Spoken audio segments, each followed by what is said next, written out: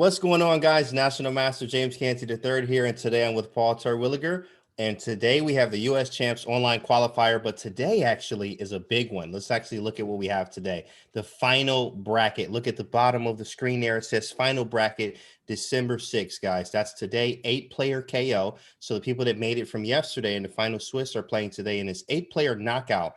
2 games of 10 plus 2, 10 minutes, 2-second increment, with a tiebreak of 2 games if they tie for 5 plus 2 and an Armageddon, with 2 finalists advancing to the final round. Now, guys, let's actually take a look at our participants. Who is actually playing today? Now, number 1, we have Grandmaster Conrad Halt, who will be under Dredge. Then we have GM Grandmaster Elshan, Elshan, right? Elshan 1985 is going to be his name there. Christopher Yu, International Master. National Master Zachary Tannenbaum. GM Andrew Tang. International Master Andrew Hung. Greg Shahadi, International Master, and National Master Greg Young. Now, here's the pairings and the results, guys. Let's take a look at that. Pairings right here. Now, of course, the higher rated player actually gets to choose in the first game if they want to have white or black. These are 10-minute games with 2-second increment. And we see here, guys, it's going to be a nice matchup. Very strong. Take some predictions now in the chat. What do you think is going to happen in these 2-game matchups? Now, let's take a look at the prize fund. This is what we have at stake for the players after the final round robin, guys. So let's actually take a look at this. First place gets $3,000 and a spot in the U.S. Open 2021, guys. So I hope you're ready for that kind of thing. It's going to be exciting. Here's the schedule.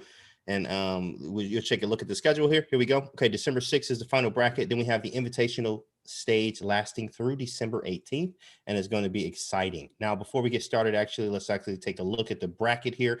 I'm not sure what your bracket looks like, but these are some big boy matchups here. Hikaru Nakamura versus Wesley So, and Magnus Carlsen versus MVL, guys. Now, who thinks the match is going to be inevitable? Let's get that in the chat here. Do you think this rematch is going to be inevitable? Hikaru Nakamura versus Magnus? We don't know, but maybe you guys know. Let's get it in the chat there. And let's get started. The game should be starting very soon. I hope you guys are excited for today. You can see the stats there. GM Conrad Holt is actually number 1. He's the number 1 seat. Then we have number 2 is Elshan. So Grandmasters, of course, taking up the number 1 and 2 positions. But as an underrated kind of seat here, I mean, what do you think about this, Paul? Like Andrew Tang at number 5. Yeah, and Andrew Tang, I believe, was the highest rated player, at least coming in yesterday. So seeing him in the number 5 spot is, it's a little bit surprising, but, I'm still, regardless of where he's actually on the standings, I'm still expecting some really good results from him. What do you think about Christopher Yu? And let's go with the National Masters in this. What's your take on both of those, or those 3? So I don't actually know Andrew Hong as well as I know Christopher Yu. I mean, I've seen, I've heard Christopher Yu here and there as being a strong player, and I know very little about Andrew Hong. So I feel like it could go either way, and I just need to see more of his games and get more exposure to him as a player. Yeah, Andrew Hung was very very nice last night. He was very strong, as we saw. He did qualify. I haven't heard much about him myself here. Christopher Yu, we know, is a monster. Greg Shahadi proved himself yesterday. Elshan is the Grandmaster, a beast. We have Andrew Tang, who's also a beast as well. We know him for everything chess. And then National Master Zachary Tannenbaum and Gregory Young. I think those are going to be some games we definitely need to pay attention to here. And they do have some big boy matchups. They both play Grandmasters, and not only that, strong Grandmasters. You have Conrad and Andrew Tang both taking on the National Masters in this round here. And Zachary's seated number 4, which means he's, I think that's the super NM. Yeah, that is him from yesterday. Bean Screen. We called him a super NM. He was like 2,700. And here, even in today's bracket, out of 8 players, he's the number 4 at National Master, being his title. So what do you think about that, Paul? Yeah, he did play very well. We watched several of his games yesterday, Bean Screen, and he just played phenomenally. So I'm glad to see him here. Yeah. Absolutely. I'm glad to see him here too. I'm excited to see some big boy chess today as we wait for the games to start here. So let's get some takers in the chat, guys. Who are you rooting for? Who is the chat rooting for? Now, out of these 8 players, only 2 are going to advance. So whoever makes it to the end, the last 2 games, they actually are going to be the qualifiers for the final round robin. They actually move up. So we'll wait for those games. But who do we have in the chat, guys? I'm rooting for Elshan. Greg Shahadi says he's rooting for Elshan. That is funny. Then we have BJH. Greg will win. The Penguin from Mr. Monopoly. The Penguin. Greg will win. Let's go. We got Tang Gang. Oh, that's funny. Beth Harmon. Okay. All right. Nice. Nice. Beth Harmon's playing. Team Shahadi. Nice. Yeah, that's nice, guys. That's really nice here. Who are you? Who would you pick, Paul? What's your pick? Yeah, I'm a big fan of Greg Shahade. I mean, I know I've met him a couple times personally, and as well, I'm just a big fan of his games. And so, Greg Shahade's my pick. I know Andrew Tang's really strong. I want to see some good games from him as well. So those are my two. I would take those two. To be honest, actually, my one too. I want to see the underdogs win, and of course, Greg Shahadi is a favorite. So we're definitely looking for Greg to hopefully pull through today. See what happens. So we're gonna start in about a minute here, guys. About 1 minute, and we should be getting the game starting. We in here. What's up, Popezilla? Welcome to the stream. Hello, hello, hello. Andrew Tang is my pick. Yes, yes. If I had to pick a second one, I don't know. Actually, I would probably root honestly for one of the national masters, like Bean Screen, because he's strong and like he's just showing that he's stronger than his ranking, which is nice. Right, rooting for the underdogs. It's Exactly. very rewarding when underdogs win, especially when you're rooting for them. So the two national masters here, I could see picking those as well. That's right. Greg Shahadi says I'm a favorite. Oh, gotta go. Yeah, they are starting in about a minute here, guys. Is 10-0 like yesterday? No, Speedy Indian. Thanks for the question, guys. If you're just getting here, first off, welcome. Hit the follow button here so you know every time we have something going on just like this. Today we have the online chess championships online qualifier, actually. And today is the final bracket, 8 players. And the time control is 10 plus 2. And that 2 seconds of increment is going to make a big difference. I know yesterday we saw some games that got into these complicated middle games or complicated end games that were ultimately decided by time. I think those 2 seconds of increment are going to allow these players to really play higher quality in the later stages of the game instead of getting into these big time scrambles. That's Yeah, that's correct. Actually, these time scrambles, the 2 seconds, guys, those 2 seconds are crucial. There will be no flagging here. I mean, very rare. If we see some flagging, I mean, it's extremely rare. But I believe that there's going to be no flagging today because of the 2 second increment. It's huge to have that here. So, what do we have? A London system? Are you a London player, Paul? You ever played it? I have various ways of playing black against the London because I just hate the London so much. I try to play c5 and Right. d6 and not give the London players what they want. So when I see d4 d5, I feel a bit of a bit of heaviness in my chest. I don't like it. I feel I don't that like it. in this chess, guys. Yep, I'm E4 for life, guys. So yeah, well, we do have a London system here, though. You do have to know how to play it. We actually have 4 games going, so we're going to cycle through all 4 of the games, and let's actually see two, four, so yeah, 4 games. Let's go to this one here too as This well. is interesting. This is This very one, interesting. Greg Shahadi, yes, Greg Shahadi and El Shan. Let's actually see what happened. Okay, there was knight f3, c4, g6, knight c3. Right. Black trying to play some kind of Grunfeld, but white hasn't played d4, and that changes Right. the dynamics. Right. Right, correct. And I mean, English positions are kind of weird here. We still don't know what's happening yet, but I think we can get the type of Maraxi bind. I mean, like as a reverse Sicilian, because that's kind of what this is actually. H4 takes. I am a friend of Harry the H pawn myself. I love running the H pawns, whether I'm white or black. It doesn't matter. I like running the H pawn. So let's see if he's able to make this work. He's a rook to B1 now, maybe putting some pressure on the B file. What are some ideas for black here, actually, Paul? For black is trying to just get some space in the center. Obviously, white wants to eventually play d4, but if you play d4 too early, that actually eliminates some of the very unusual ideas here, such as rook h4, which is sometimes actually played to make tactics work on the fourth rank. So I don't know all the specific intricacies here. I know that there are some specific ones for having not played d4, but that's just one of them for white. Playing rook h4 sometimes, it's just something I know. I remember Aronian played the white side against Nepomniachtchi in like a 2016 game here. Something very similar to this, where he played rook h4, rook a4 as an idea.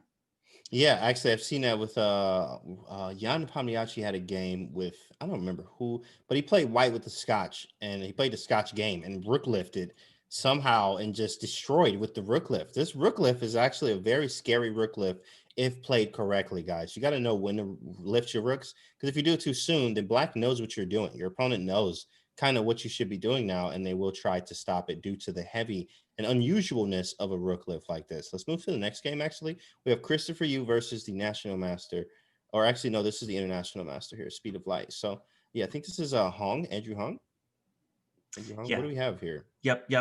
That's Christopher Yu, Andrew Hong. Yes. So Queen's Gambit another accepted. d4 opening. Knight f3 first, actually, but it's transposed. It's a Queen's Gambit accepted.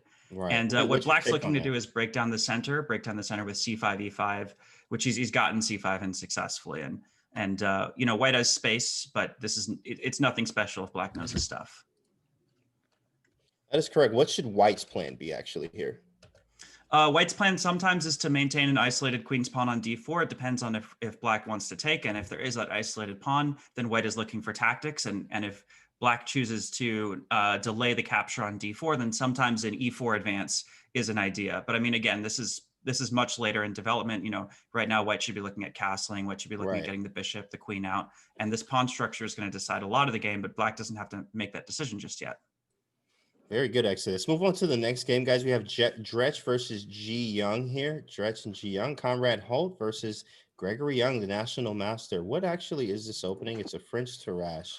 E4, E6, D4, D5, Knight D2, and we move around a little bit. You play E4, right, Paul? I do. I play both. So E4 and D4. With the French, what's your French go-to? Oh, I like the knight c3. I'll do e4, d4, knight c3, and I try to play the win hour if they allow me. I try to play. I play all the mainline stuff if they let me. Knight d2. I looked at that, and it's a little more positional. It's a little less sharp for what I want to go for, but it's very well respected. Yes, actually, Gary Kasparov used this a lot, actually. And this is what I chose when I was trying to find something to play against the French, because it's annoying and you need to find something strong. And the Tarrasch has a lot of flexibility to it. I think, it's something to look at and actually play. We'll see what happens. So in this game, it's actually a little bit different. This pawn sacrifice. So when you sacrifice a pawn, it's usually for rapid development here. Let's actually see the live position. What is going on here? It's white to move. What just happened? For starters, white picked back up their pawn. The material's equal right now. Yes, so I'm looking equal now. Correct. I'm looking at development. Who's going to get the squares in the center? Who's going to be able to actually move into the opponent's territory? Both sides have kept their pieces, on their half of the board for now, and I'm just looking to see who's going to be able to create some kind of space advantage here, because right now it looks pretty balanced. White looks. I really like white too in these positions. You are correct though. I do. He is correct about the balance, guys. Bishop to b7, and literally he's just good to go. Everything's all developed. But the problem, I think, that these bishops swipe the board, and anytime I have bishops swiping the board, it breathes attack for me. I'm an attacking player. Bishop g5, he smells the attack here. He just smells it like, sharks smell blood in the water here. Bishop to c2, bishop h7 is coming, and somehow rook lift, especially now having a clearance to maybe try to rook lift. He plays the queen to f3 to try to get something going on this side. Maybe not so much, I don't know, because of the, it's like not weak here, but it is something. What do you think about that, Paul? Yeah, and the capture on d4, I think, gives the position some character too, because the d4 pawn being isolated is a weakness, obviously, but it's also a strength in the middle game because it's controlling some key squares, and black doesn't really have a counterpart pawn that does the same thing. So is white going to be able to use the space to his advantage, or is white going to be losing the d4 pawn to maybe rooks doubling on the d file later in the game? Also, time management is also critical. This is, even though you get 2 seconds, an extra 2 seconds for increment here, it's still a 10-minute game, 10 minutes plus 2-second increment, right? So right now, actually, he's not doing so well on the clock. He is down 3 minutes, but when we get to 3 minutes on the clock, he's going to have no time if he doesn't move and actually speed up here and try to figure out what's going on. Let's actually move on, come back to this. We'll come back to Zachary Tannenbaum, very strong national master, as you see, and Andrew Tang here.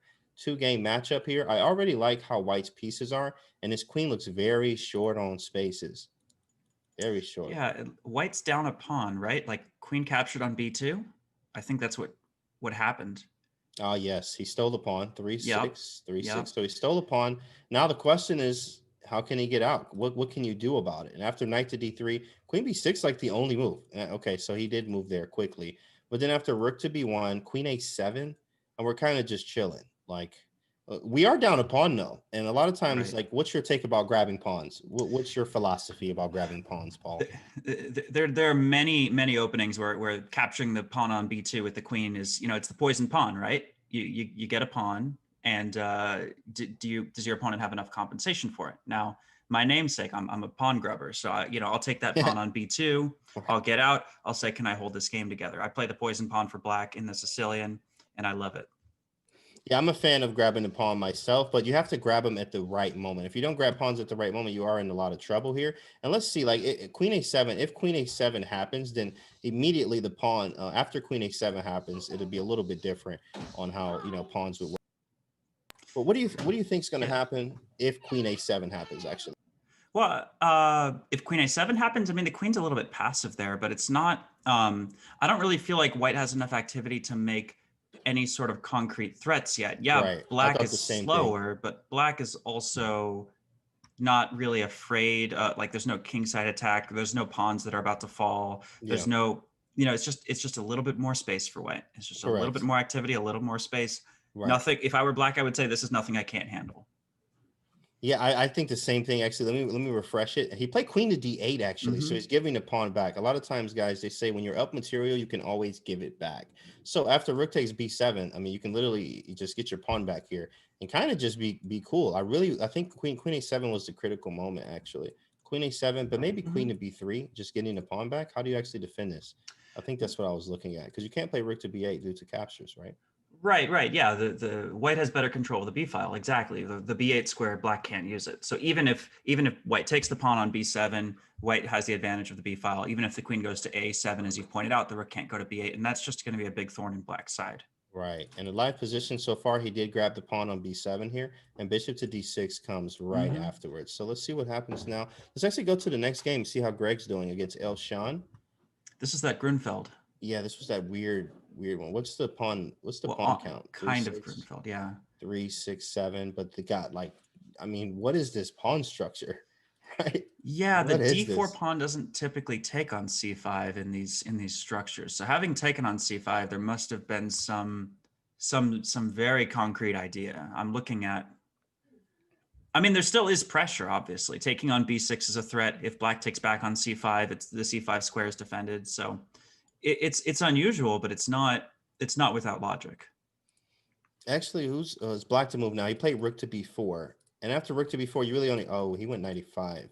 Yeah, I He want to just take on went b6 back. now. Yeah, just take on b6. I thought 95 would, but then, yeah, he would have to double the pawns. It wouldn't look as good, actually. So what happened? Knight Huh. a5, maybe take on b6 now. Take twice. Well, take once on b6, but the in between e5. How does that rook feel? Oh, yeah, you're right, actually. e5 is a little annoying. You have to go rook b5, hit the knight. After pawn takes, maybe knight c4, rook c6, or rook b7. Counterplay. I think white's in the driver's seat here. Definitely. Yeah, Elshan loves these kind of positions. As I watch him on just chess.com, like sometimes, you can just watch the games when you click the binoculars tab just to watch games.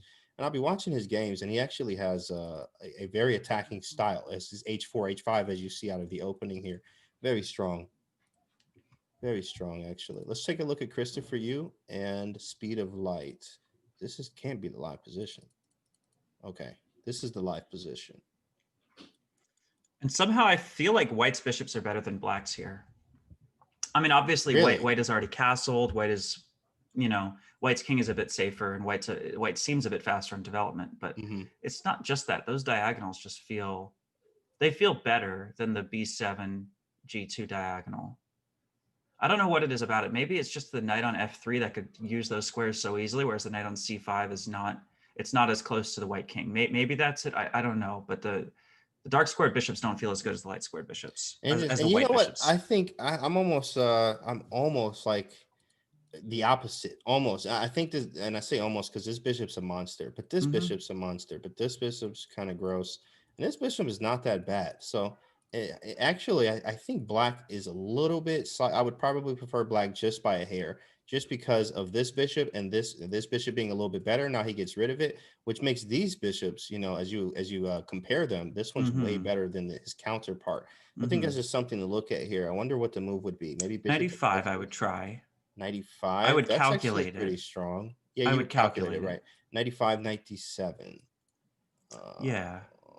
hmm. Yeah, is F Maybe I mean F4 is really you don't want to have to play F4, but this is where mess I'd up the calculate. structure. I don't know that it's good, but this is where I'd start. Let's see.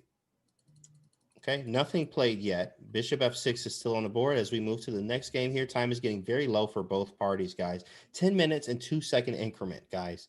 10 minutes and 2 second increment. So yesterday it was all 10-0. Everything up until this point was 10-0. Now we have that 2 seconds here. So when you guys in positions where they think they can flag them, they're going to be tragically hurt when they figure out that they can't. Or remember that that 2 second increment, actually, every time I move, sometimes I make a check or two or something that I need to gain that time and be good and be good there. So rook a8 happened. And actually after rook a8, maybe you can take on a8, double the rooks. It's white to move. So I'll probably just double the rooks. I am a fan of just doubling the rooks on the file. Like, why not? Rook A1 is natural, very It's natural. very natural, correct. Very natural. You could take it, play queen h3. I just don't think that's that good. Wow. I Did was he do looking at that? that. I was Oh, embarrassed to say oh rook takes my b7, but goodness. I was looking at rook b7, queen d6, and I was like, there's no way this is going to get played. I mean, those light squares, the And he did d5, it. d5, e6 is weak, but I mean, again, I didn't want to say it. It just looked a little bit far out there. He literally didn't even care. He just took it and played queen to d6. So according to the engine here, he's getting absolutely destroyed. Now it's actually equal after rook d8. This is why, human evaluation is very important. We talked about this before, that if you see two evaluations with one with the human and the other one with the engine, right?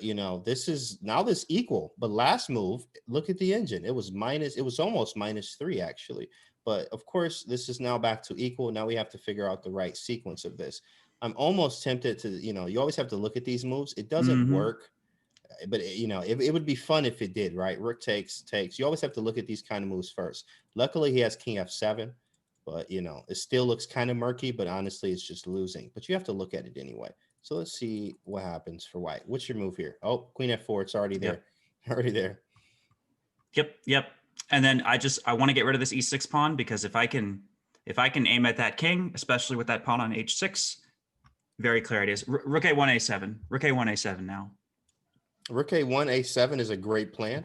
I think we stop you in your tracks after rook to c8. Oh, rook to c8. That's true. Rook a1, rook c8. What do I do? That's the problem being down in exchange. Oh, yep. Rook a1, rook c8, rook a7. Anyway, let's actually take a look at that. Sometimes you want to test a theory. What if you do it anyway? I tell students this all the time. Try it anyway. It looks very, very strong, actually. Maybe rook has to go where? Like back to c8? And I mean, you have some compensation here. It's just you can't break through this right now. Right. I sacrificed no in exchange. I want the queens on. The king is weak, and without the queens, I can't attack the g8 king. I just can't. And now look at the time here too. So National Master G Young here. Oh, he played rook a1, but there was no rook c8 response. Oh, he played rook a8 instead. I guess he just didn't want to go. Maybe he did look at that line, just didn't. He didn't like the passiveness of it. Takes, and now the queen comes back to c2. Black's completely winning is what it says, but it doesn't feel that way. These bishops, it feels like you can generate some type of counterplay as white. King to h2, any type of checks, we can play g3, except that one. Ouch. And that's a wrap. That should be, the rest is technique from here. The rest is technique. That should be over now. Wow. Am I at least getting the e6 pawn with bishop f4? Well, I mean, I guess not now, but I at least wanted to get that e6 pawn. Yeah, you actually. Oh, but he had knight d5. He would just go back. Oh yeah, knight d5. Block it. Yeah. He's going to fight for his life here, but objectively, this is just not a good game. And especially if he can get this pawn rolling, I think that's virtually impossible. Actually, if bishop c3 b4, you just. Oh wait, can you take bishop c3 b4? Yeah. Bishop c3 b4 takes. Yeah, you can't. Bishop that's d6. Out. Bishop d6 takes with check. Ouch. Yep. Start a new game. Doesn't work. So how do you even defend? You can't defend the pawn. This is just lost. The game's over right now. And he's under a minute. He's under a minute here. So we're going to come back to see the second game of that because that one looks over. And looks like Dretch is going to take that first one. Now, this is Bean Screen, and we do have Andrew Tang playing here. Quick synopsis of the position. What's really going on? What do you think? I want to find a way to use e5 and c5. I just don't have enough. I want to use that isolated queen's pawn. I want to put my knight on one of those squares. It just doesn't. It's not working out. At least, not giving me anything concrete. Nothing concrete. That was a very key word that you used there. Concrete. Sometimes, guys. Sometimes you have to make sure that you look at when you make a move that's solid. It's concrete. It's not. It doesn't have any holes. There's no tactics. There's nothing undefended. And when you have undefended pieces, tactics are very well much so happening in your position. And it may not be for the best for you. It just depends on your position. But solid is the way to go. Knight to c5 or knight to e5. But right now it is black to move, actually. And he's down on time against Andrew Tang here, who's a beast. He's up almost a minute here. And he is an underdog. The other national master has already lost. As I see, this is the ending position. And bishop c3 did happen, and b4 happened right after. And again, guys, we can't really do anything. We're literally losing no matter where we put the bishop at. And that game is completely over. Yep. Yeah. just the b2 pawn can't be held, and once once the black rook takes on b2, those bishops have fallen off. That is correct. All rematches too will be started at the same time. So once all the games finish, we start the next. Christopher Yu and Speed of Light. What's this pawn structure? 3-6, 3-6. Even, but not though. Yeah, I was gonna say It's bishop kind of e2, but weird. that These are weak. it felt like maybe bishop d5, and then if bishop c4 is, bishop e2, bishop d5, and then if you try to repeat with bishop c4, I want to see if I can take and get my passed pawn working. Oh, maybe you could. Rook to b8. You could. This could be something. Rook to b8, defending. Bring the other rook here. Maybe cut across the board first to get the king to the Right, center. c4 is weak. Yeah, because c4 is weak. Then you block the king. You block the pawn with your king as a blockading square, and then maybe push the pawn. Just kind of work our way into the position. Actually, I think that could be very beneficial. Actually, but you went bishop to e2. They immediately traded here, and now rook to b2. But this rook's kind of out of the game. Rook a4 will be response with rook to b8. So you may want to just go to the file with a smile. Maybe here, like rook to c7 or something like that. This king needs to get active as well. And in endgame, guys, it's about plans and ideas way more than it is the moves. I mean, that's chess, period. You have to make sure that it's more about the plans and ideas as opposed to memorizing so much theory and blah, blah, blah, and memorize, and the book says. But you actually have to make sure, guys, that, what's your theme and ideas? What's the long-term plan? In this endgame, it would be bringing the king closer to the center, along with trying to free up one of these rooks. There it is, king f1, king to e2, and try to do something with the rooks, maybe even doubling after this rook leaves this attacking square right here. This is something to be worried of. So he plays rook c4, so I can take on b4. What do you think is going to happen here in this endgame, Paul? Win, lose, draw. What do you think? If this were a longer game, I'd say draw. Even with 2 seconds on the clock, seeing that both of them have just about a minute, or I guess 23 seconds for Christopher Yu. Yeah, it's very tough. hard actually to Right. predict what's going to happen here. Yeah, very It's tough. drawish, it's equal, but it's Correct. very, very hard to tell. I think Christopher Yu is going to lose this due to time. Now, unless Speed of Light, unless Andrew Hung is able to is able to get lower on time. So if he gets within 10 seconds of Christopher Yu, then Christopher Yu has a better chance. But right now, I think he's out of the game for the time. Now, he's getting closer. I mean, he's approaching, like, he's getting close. And he made a move finally. Rook c3 that's here. sharp. You want to keep That's that very time sharp edge. if the rook takes. Yeah, very sharp, guys. Very sharp. Rook takes, pawn takes, and now what do you do, right? What do you even do here? If rook to b1, c2. I think c2, right? Maybe rook takes b3 first. No, the idea here, though, is actually just winning, so it's probably just walking the king in. But c2, the idea, of course, was just taking on b3, but you actually can't. I kind of think it's a move too slow, but the king does get in, and we should be able to just clear that up really quickly. Let's see the end game here. Rook here, and what, he just gave up a pawn? What is that? Time trouble, right? 3, 4, 5. Yeah, that's a pawn. What do you do about that? Yeah, but I even though it is a pawn, one of the common ideas that I've heard is that when you have two rooks for both sides on the board, there's enough threats on the king that you can get a draw. The pawns don't matter as much as when there's one rook apiece. When there's two rooks apiece, you could create checks like this, and black just doesn't have time to do anything with his pawns. Is he? Oh, he's getting. Is he getting mated? Is he getting mated if you walk forward? Somehow he didn't go king e5 twice.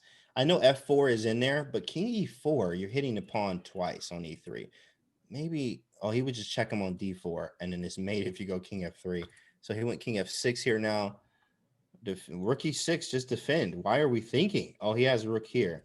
Yeah, Man, this is crazy. And now he's down on time. Oh my goodness. He went rook e7 now, hanging the pawn, just giving it right back to him. Might as well take it. It's free. It's a check. Why not take it? Why is he not moving? He actually went rook to d6 check instead. King to e5. You take, I take, same.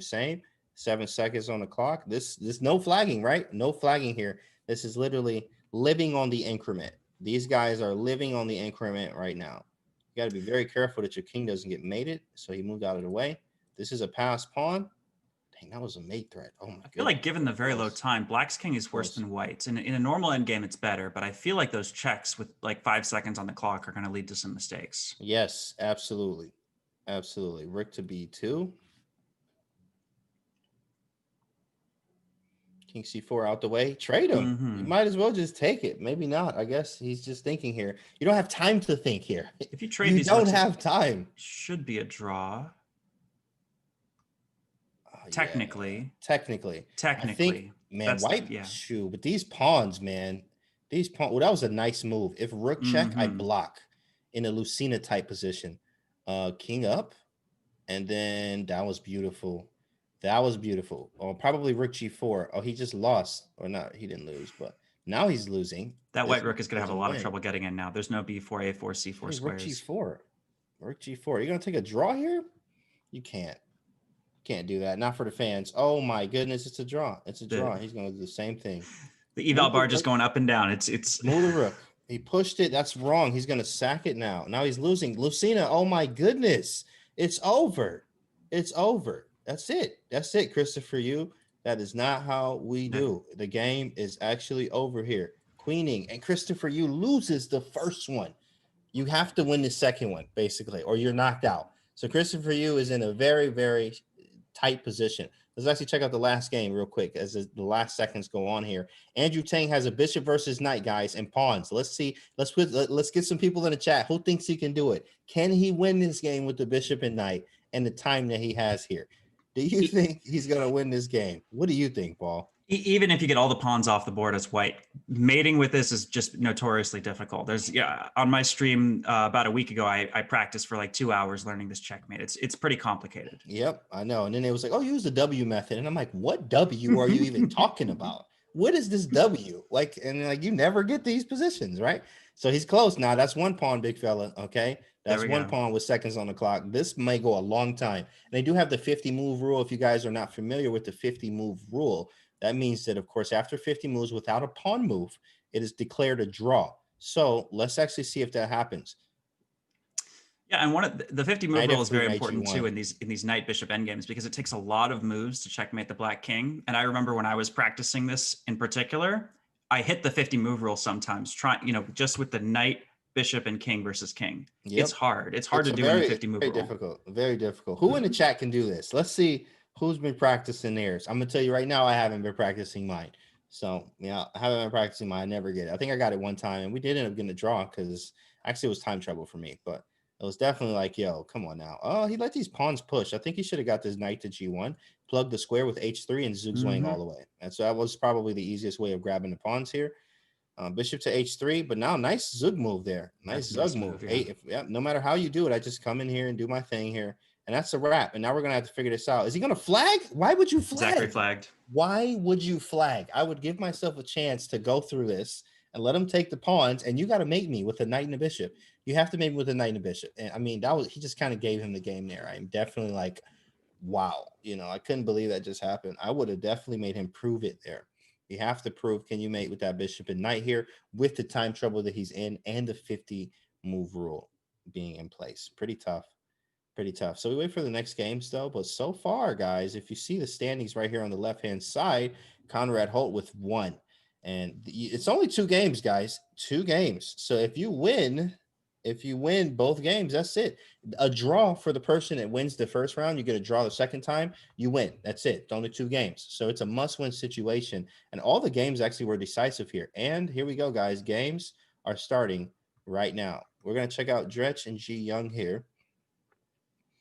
Dretch and G Young. So cool. We have a Nimzo, it looks like, or something close to it. Let's see how he Right. responds here. So Knight f3, avoiding the Nimzo. did you play this with Black? I play this with both sides. You do. Okay. I try to play everything that's theoretical. I try. Nice. This What is a is Bogo what's your Indian, I think, go-to? or very. Sorry, this is a Catalan. Almost. Mhm. If there was d5, it'd be a Catalan. I'm getting my structures mixed up. It's kind of a Yeah. mixture between a Catalan and a Bogo, I think. It's also Queen's Indian is what they have for this one. Mm-hmm. I was a Queen's Indian player for a little bit, and then I played the Bogle. I played the Bogle Indian and the Nimzo, and then I tried the Queen's Indian, and I couldn't find it my style. I'm like, I just don't like this, right? So now I'm a tactical player, and I was like, well, what did Tao play? Well, what did the tacticians play? And then the King's Indian was born, and now it's KID for life. So that's how it is, King's Indian defense. But these other ones, it's good to learn them because a lot of structures and stuff that you can use in the Nimzos and the Bogo Indians and the Indian family it's very nice to use it in the King's Indian as well. So here in this position, this C file is very nice. It's nice to always push these C pawns. Knights work best behind the pawns and not in front of them. There are exceptions in chess, like this knight that's actually in front of these pawns, but that's the exception so that black can castle. Later, we remove the knight so we can play f5. In this case, white has already done that to play f3 or f4 later. But knights work best behind the pawns, again, not in front of them. So if this pawn was on c2, this would actually be a cramped position. But because it's not, we now have a file that we can use for future reference. Yeah, and I feel like black has the long-term plan of trying to play c5, right? I want to play like rook c8. I want to prep the c5 move. But when you, or he plays c5 now, right? Immediately He fall, plays right? c5 now. Immediately. But the question is, there's so many pawn captures here. Can you keep all this, all the dynamics of this position in your head with 10 minutes on the clock? It's a bit tough. That's correct. And what they say is keep the tension. That's what grandmasters say. You want to keep the tension in the center. There's also another grandmaster term. To take is a mistake. Not all the time, but what that means is like, well, first off, taking this drops a piece immediately. So that's definitely a mistake. But also sometimes capturing could activate pieces that black didn't have or your opponent did not have active yet. So I can actually take this way and now activate at least maybe f6 or f5, or even bring the other knight into f6 where I was a little bit cramped. But now that you captured, you helped me out. So you have to always ask that, is what I tell students a lot. I think E3 is probably the way to play, maybe just to defend it and keep the tension in the center, or I don't know, maybe F4, but I think, yeah, that's not good. So let's actually see what was played. So he Yeah, I was actually going to took say on takes on D7. d7 because this d4 pawn is just, if it has to watch c5 and e5, it's a bit overloaded. So get rid of Yeah, that e5 knight. Either take a piece, move it back, do something with right. that e5 knight. Lots of pressure, lots of pressure. And then Hmm. rook comes to D1, and still a lot of center, a lot of captures here, guys. And what happens here, this is what, gives you another level of chess, or a level up in chess, is you have to control your emotions here right now. Many, many, many players are just going to capture because there's a capture there. It's very hard to just sit there and like sit in your hands and don't capture anything. And that's usually how it has to be. You have to talk to yourself like that, because your capture could immediately just end the game if you capture the wrong way. 100% incorrect. So he plays queen to f4. Queen e4 is Interesting move. nice. Yeah, it's interesting. He actually just steps out of the way, puts some pressure on the file. Now d takes c. This might actually be some type of merit to it. Maybe even following up with e4 in some cases. Actually, just highlighting the pin. Yeah, yeah. I just, as black here, I have trouble placing my queen on d7 because it's opposite this rook. Does it really belong on e7? Is that where I'm going to put it if I want to get off this file? It just feels a bit passive there. Yeah, queen e7 does feel a little passive, but then actually, I always tell students, like, it's not Oh, what you have to play, it's not what you want to play, it's what you have to play, right? Because you don't really want to just kind of chill here, but at the same time, you can't just let them hit you. And queen c8 looks gross. Queen c6 jumps right into this. Like nothing looks good. So queen e7 just has to be played. well, Now after actually, the pawn takes, what you got? it's a bit sneaky because once you get rid of that c5 pawn, the queen on b4 is actually, white has some problems with b2. And if you move the b2 pawn, sometimes there's pressure on the c file on the c3 knight. So the b4 square could actually be very nice as a long-term plan.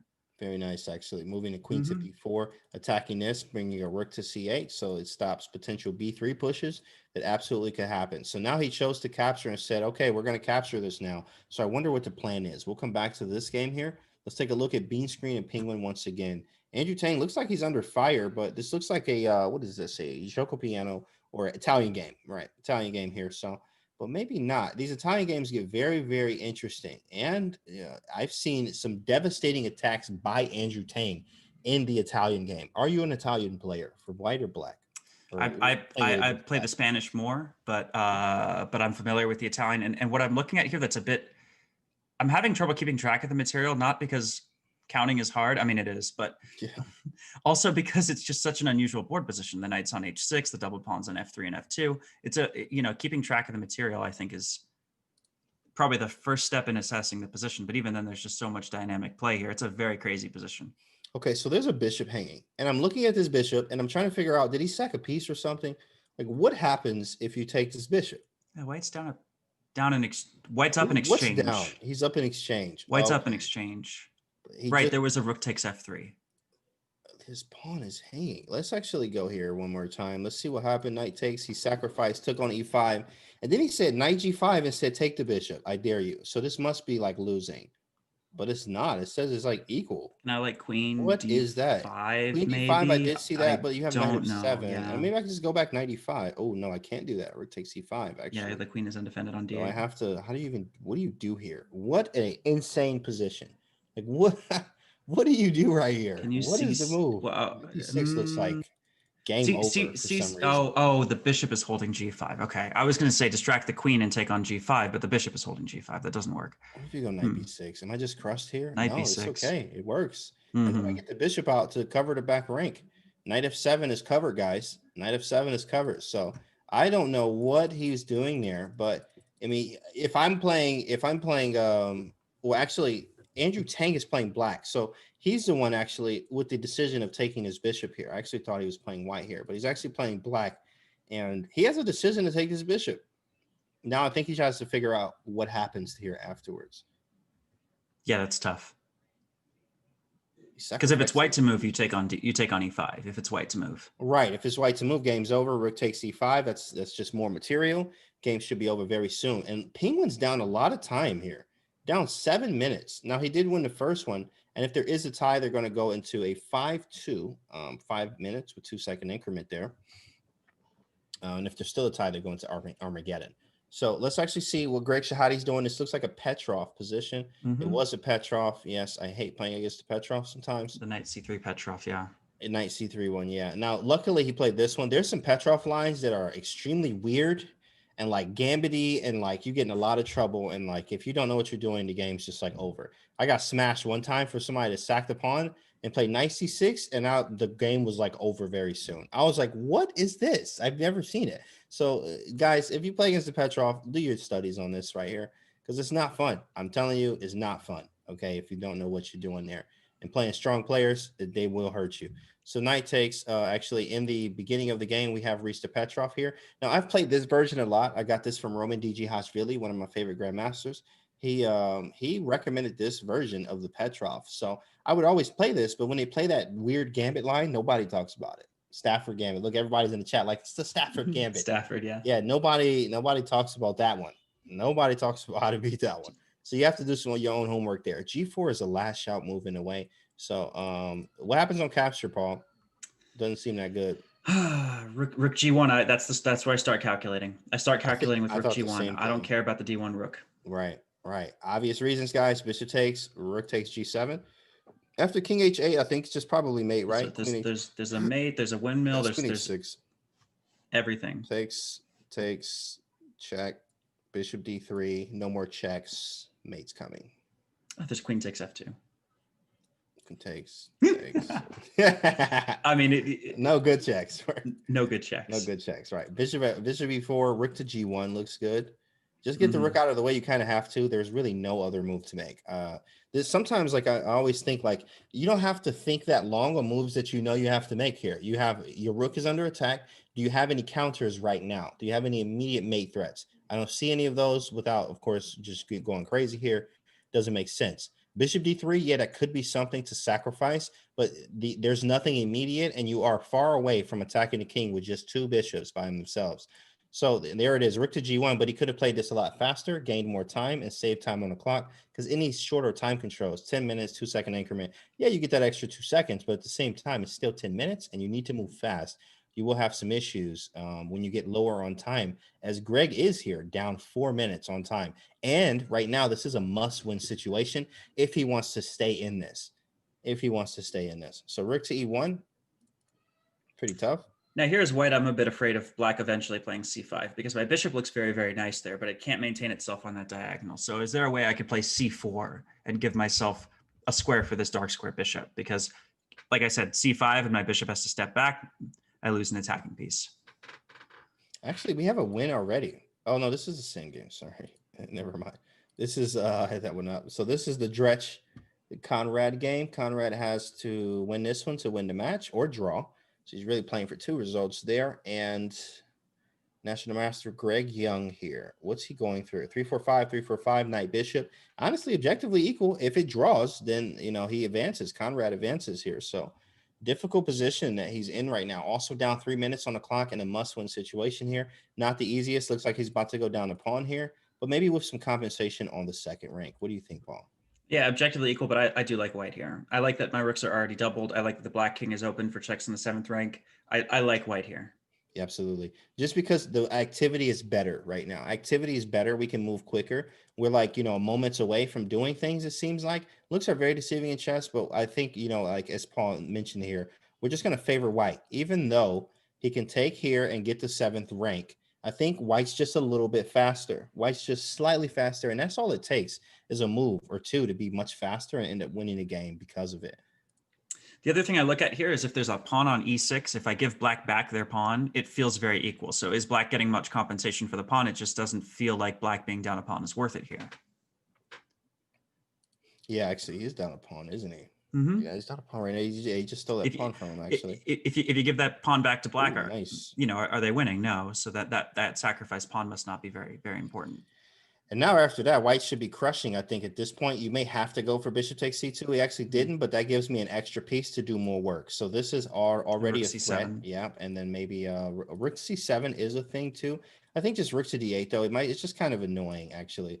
I think just takes more time. Maybe you do have some tricks up your sleeve here. But I can't really move anything yet. I would probably try to keep it on myself. Whoa. Okay, here we go. So he actually played rook c4 and rook to b4. Hit the bishop. Mm. Once he hit him back, rook to b4. Now we're threatening to play a4.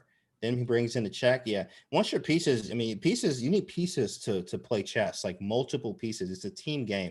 So the more pieces that you trade, unless you're absolutely sure you're winning, it does make it easier for your opponent when you trade them. So you have to like keep them on. That's why, I'm just going to keep these rooks working, maybe try to double here and try to trick him into something. Knight d4, and this could be some potential moves here. If we steal another pawn, the game's objectively over. You're down 2 pawns in an endgame now. It'd be tough to face that. And if you want to see a funny line, I could go back to f8 to defend my g7 pawn here, but there's Right check. now. There's dropping a rook right Oh after that my with rook goodness. c8. That's a funny line. So Yikes. black has to watch out for this. Yikes. Look at that, But that's guys. mate actually. No, Close. it's Close. very close. Yeah, I mean it's Made game a over at few. least. Right. Made a few. Yikes. So black has to decide how to Guys, hold on to King that F8. g7 pawn. If anyone said King F8, I hope you're okay. I hope you're okay after that one. Knight F5 check, hitting the E7 king, of course. King has to do something. He's down on time here, 4 minutes. He's also down 1 game. This one is not looking good in all areas for Gregory Young. Let's move on to Bean Screen and Penguin GM here.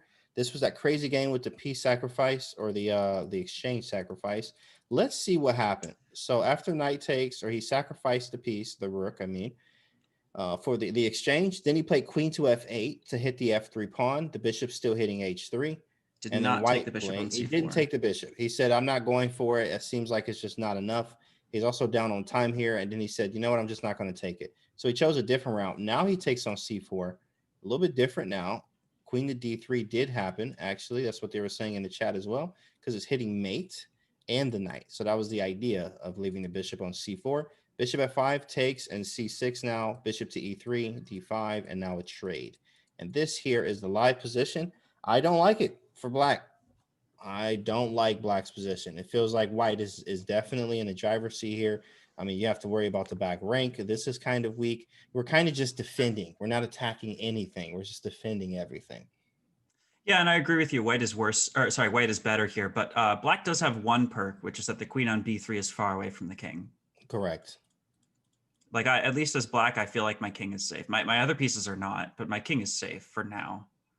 For now, until correct, like queen yeah. d1 h5, right? Right, queen d1 h5, but even then, that's still not if you can get queen d1 h5, and it's still not even, it doesn't hit mate yet. And how we don't have a clear way of getting rid of this bishop without sacrificing our rook. But then again, the queen is still on it. Maybe knight f7 could happen, but these are a lot of maybes. And if the knight goes to f6, it eliminates the h5 square and the e8 square for our rook here. So it is some difficulties here to face as white, but not as much as black has. I think if we do control this e4 square, like knight f6, somehow kicking this knight away and then playing something on e4, maybe he has some chances in some type of way here. But other than that, it is not looking that good for white.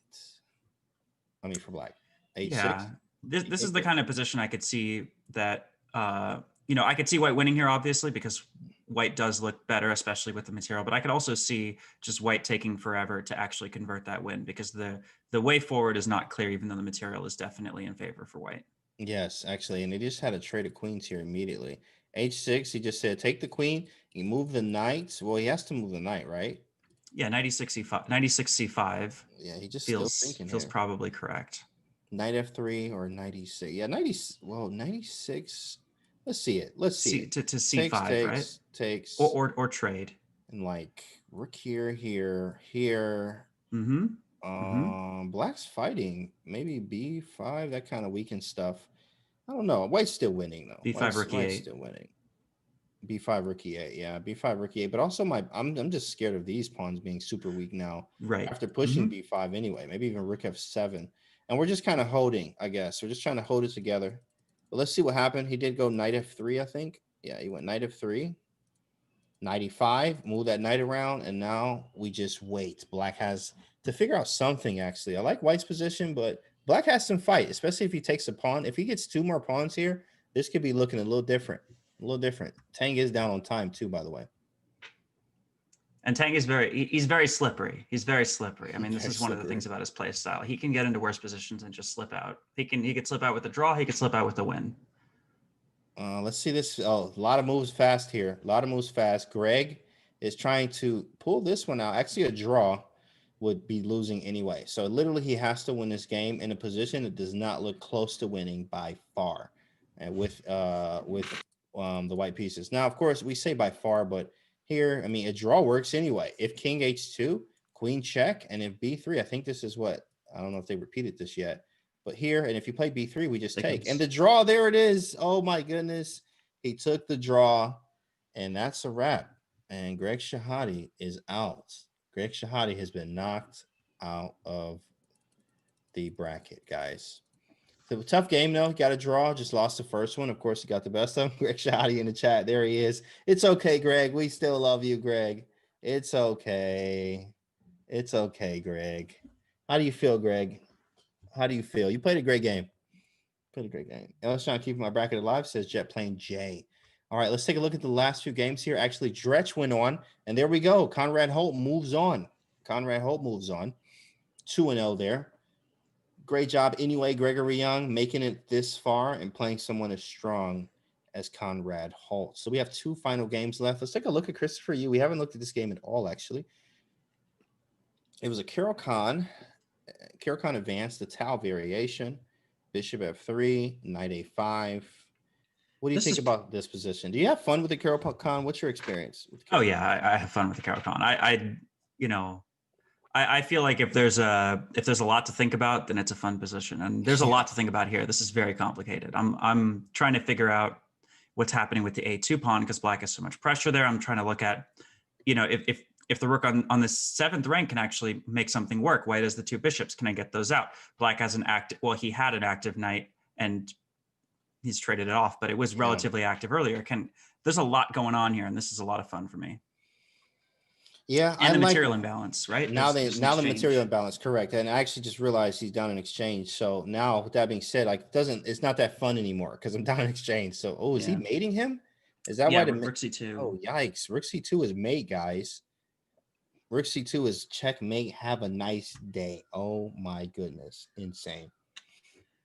Yep, bishop f3, rook c2, bishop e2, rook c2. This bishop on d1 is going to move, and then rook c2. Man, you can't do anything in this position there, and that is over. He takes out Christopher Yu. What a beast! What an absolute beast here. He's just going to take down Christopher Yu. Oh my goodness, guys! These guys are playing really good chess here. He plays bishop takes h5 as a last resort here. Cheeky King move. takes. Actually, no. Wait. Christopher Yu's playing black. No, he's not. Yeah. Christopher Yu's playing black, right? Yeah. Yeah, he's playing black, yeah. Yeah, so he's gonna win this game. So it'll be 1-1. So it'll be a draw. So they're actually gonna go into the 5-2. Rook takes and then mate in two, guys. Also hitting a rook at the same time. We look for any type of draw techniques here, but unfortunately there's nothing there. And Christopher Yu actually takes that. So now this one's a tie. This one's a tie, actually. Yeah, Yu's winning, actually. Yu's winning. Yu's actually playing with the black pieces. So, okay, last game will be Penguin and Bean Screen. Penguin Still down at exchange, but who did we play? Who did we see yesterday? Do you remember the game we watched where I don't know, did he lose that game? But he had a game that was like very similar where he was down, but he fought to the finish. I think he Oh did lose yeah. that game. He lost that game, but it was like absolute like brilliancy in defense. Even though he was losing, his defense was like, man, that was phenomenal. Like he was setting traps and everything in Hmm. in the times when he was losing as well. So A5 is on the board. Maybe pawn takes, rook takes.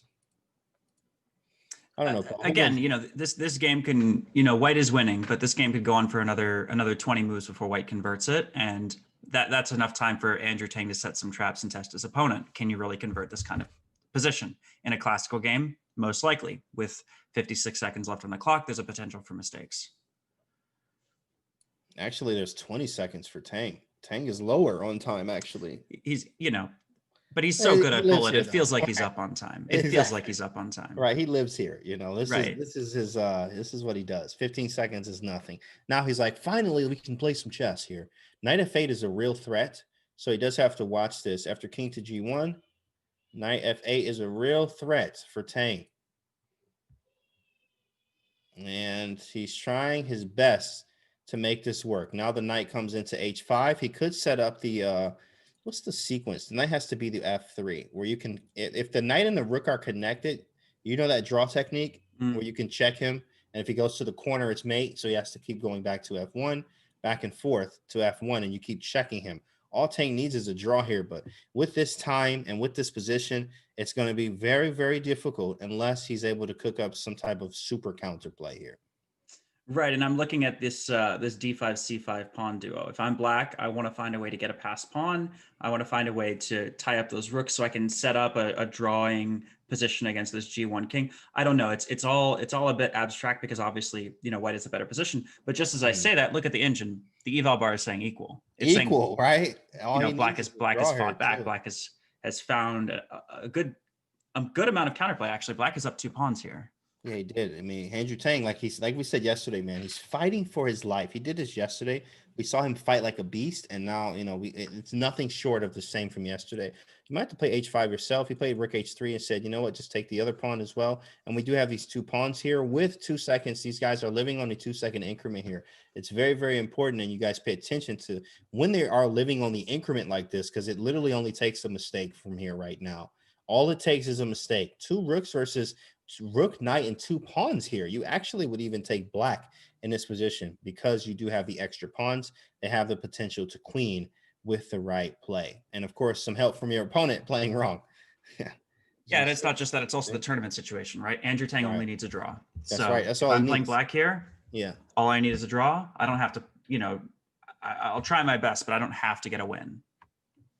King to G3, H4, King H3. It feels like he's getting mated, but there's enough squares, but it literally feels like he's getting mated here. I mean, these pawns are just marching down the board. It's just I can't stop watching. It's just amazing the way This is, I mean, guys, I hope you're watching this. I hope you're watching this, chat. This is like, a lesson here on how to use the rook, knight, and the 2 pawns, your differences that you have, in your position when you may be down. It's like a horror movie for white. I just see these pawns just marching. Just this king on h1 is it's still equal, right? But there's occasionally flashes of black winning, and this is going to happen more and more often. Oh, he made it, rook h2. Oh my goodness, he made it to man. Look at that, found a beautiful mate. Oh my goodness, and Andrew Tang moves on, That is amazing, guys. Like wow, Andrew Tang moves on. Just taking those squares away from that king one by one until he's got no more squares left. I mean, look at that king on h1. He's just smothered.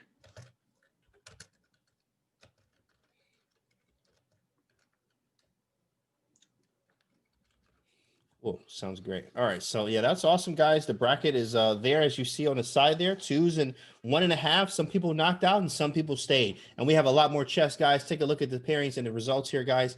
And we'll return in a few. We're going to be right back, guys. So check out the pairings and results. Don't go anywhere. Make sure you guys stick around for the next games.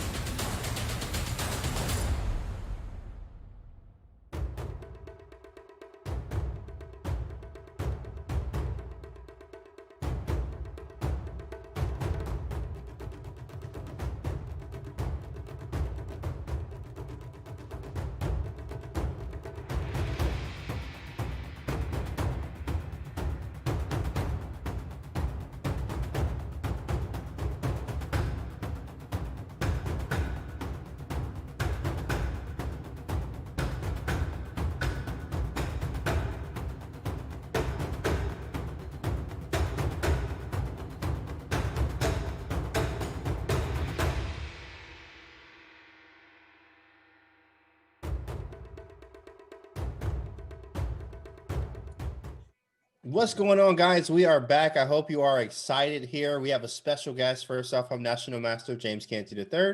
I'm here with Paul Terwilliger today. And look at this guy, the man, the myth, the legend, Pro Chess League commissioner, and everything else under the sun, flexes his muscles all the time. Here he is, Greg Shahade. How do you feel today, Greg? I feel great. It's great to get eliminated right away. No, I mean, I was really happy just to get here. It's not, I don't play in tournaments anymore, so it's not that often that I get to play like meaningful chess games online where it's like you're playing for something.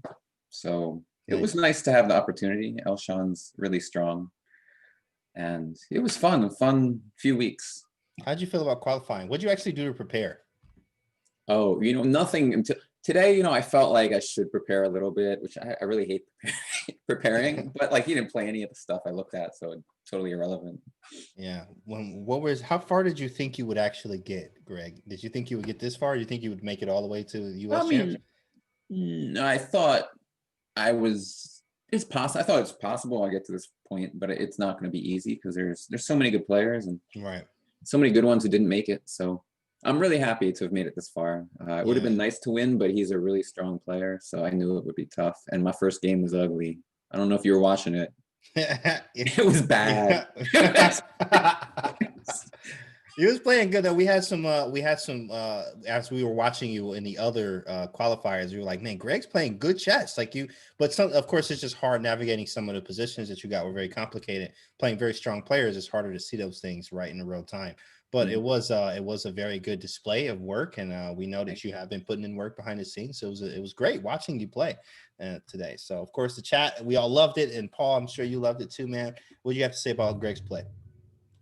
Oh yeah, especially loved seeing the way you played yesterday. I mean, I know that there were some inconsistencies later in your games, but you played very strong throughout. So thank you. Yep. Well, games have actually started here, so we're going to take a look at Christopher Yu versus Speed of Light. So you had a chance to play Christopher Yu, Greg. What's your take on the game, the strength, and maybe some tips of what do you think he should do to maybe have a shot at winning? Well, he has a good shot. I mean, I played him a lot, and I played him 2 weeks in a row. Actually, I played him 2 weeks ago, and then I played him yesterday. Yesterday he got me in a real close game. Last week we drew a game that I was getting crushed. But he's, these two are really evenly matched. I mean, they're both young. They're both super sharp. Not too familiar with Andrew Hong. I'm not familiar. I mean, he's really good too. I think online Christopher's just like a little more experienced, so I would give him like the small edge for sure. And he has a really good position right now. I mean, look at this. What the heck is going on with that square on d5? Tell us what's going on here, actually, Greg. Well, I mean, first of all, it's really easy to commentate because you get this eval bar that just tells you White's winning. White's winning. I sound like a genius, but I mean, if you look at it, the knight on d5 in the center of the board is really strong. There's another knight to back it up on c3, and there's knight on e7. Like can't move; it's pinned to the rook. It's just everything about Black's position looks pretty bad. Black's pieces are not developed, Yeah, this combo is coming, and then I wonder what that's it. Black is up a pawn. That's it. Yeah, that should do it. Did he take a piece? Oh, he just played knight b5. The knight to b5, that should be ending it all here, especially if takes and takes and then takes. And we come up in exchange out of this with double pawns. Pretty gross, actually. Not what he wanted here, but it is 1-1 here. It is 1-1. And this was the 5-2 game. This is the first 5-2 game. Yeah. Yes, 5-2 game. So these guys actually have to play 2 games, guys. They actually have to play 2 games here. So Paul, what do you actually think about this position? What's your take on it? This feels similar to just the way Morphy plays. When I see the white side of this, I just see the development and all the basic principles that White's following, and I feel like White's doing fantastic here. This is something I feel like I'd see in a textbook. Just all the space, White with advantage. How do you win, right? This rook on a7, I don't even know. You move it to a8, and then White's, the a6 pawn is still pinned. What does Black do? Rook a8 loses the queen. Oh, because bishop c6. Goodness, Greg with the tactics. He had his tactics for breakfast today. So you can't go rook a8. Ouch! Start a new one, big fella. So rook b7, And then rook takes a6. Just seems easy. Maybe you don't have to take it, but I like rook a6. yeah, just take it. Rook has to do something, really, and you can't do anything. Wow, what a domination of the position. You literally can't move anything, so you have to settle for giving up material. If you have that kind of position, guys, it's already over. But you still keep playing on. You still keep playing on here. And there's a second game following this one. So let's see what happens. Pawn takes knight. Looks like, well, maybe knight e7. No, we can, if knight e7, we can always take and go d6 is possible. Oh, gross. Oh, my I goodness. mean, yeah, this Double move attack looks there, even this is better. good. Rook 8 looks even better. Right. Find a good move. Look for a better one, guys. This is Absolutely. dead. This is just like, yeah, this is tough to watch. Christopher Yu is going to work here, guys. But of course, Andrew Hung is going to play on, as he should here, because this is a big prize here in the end. Queen a1, that's a weird move, but it could be played. Queen a1, but just taking in d6 is just completely simple. It wins a piece. Followed by it wins a piece, correct? Right. Yeah, rook c8 wins a piece. I mean, everything. Queen d8. This is You pretty can't tough. go. You can't go D8. queen d8. Oh my goodness. Yeah, we just resign this one and just start a new game. Probably the easiest. Also down on time as well. Everybody, cover your eyes. This is not. This is a family Position's channel, not- guys.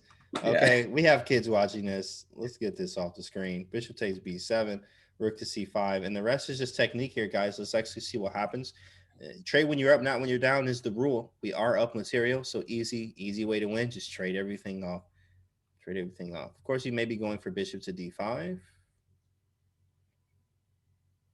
30 seconds left. Bishop to f8, hitting d6 and d4. Beautiful. Yeah, d4 is nice. Yeah, d4 is nice. Takes, queen takes, defending d6 now, and bishop d5 is right here. And there's going to be another game to follow this one, 5-2, which would be a must-win situation for speed of light, Andrew Hung. 20 seconds, about 20. Bishop g7. It's a good Wow, it just Yeah. takes it.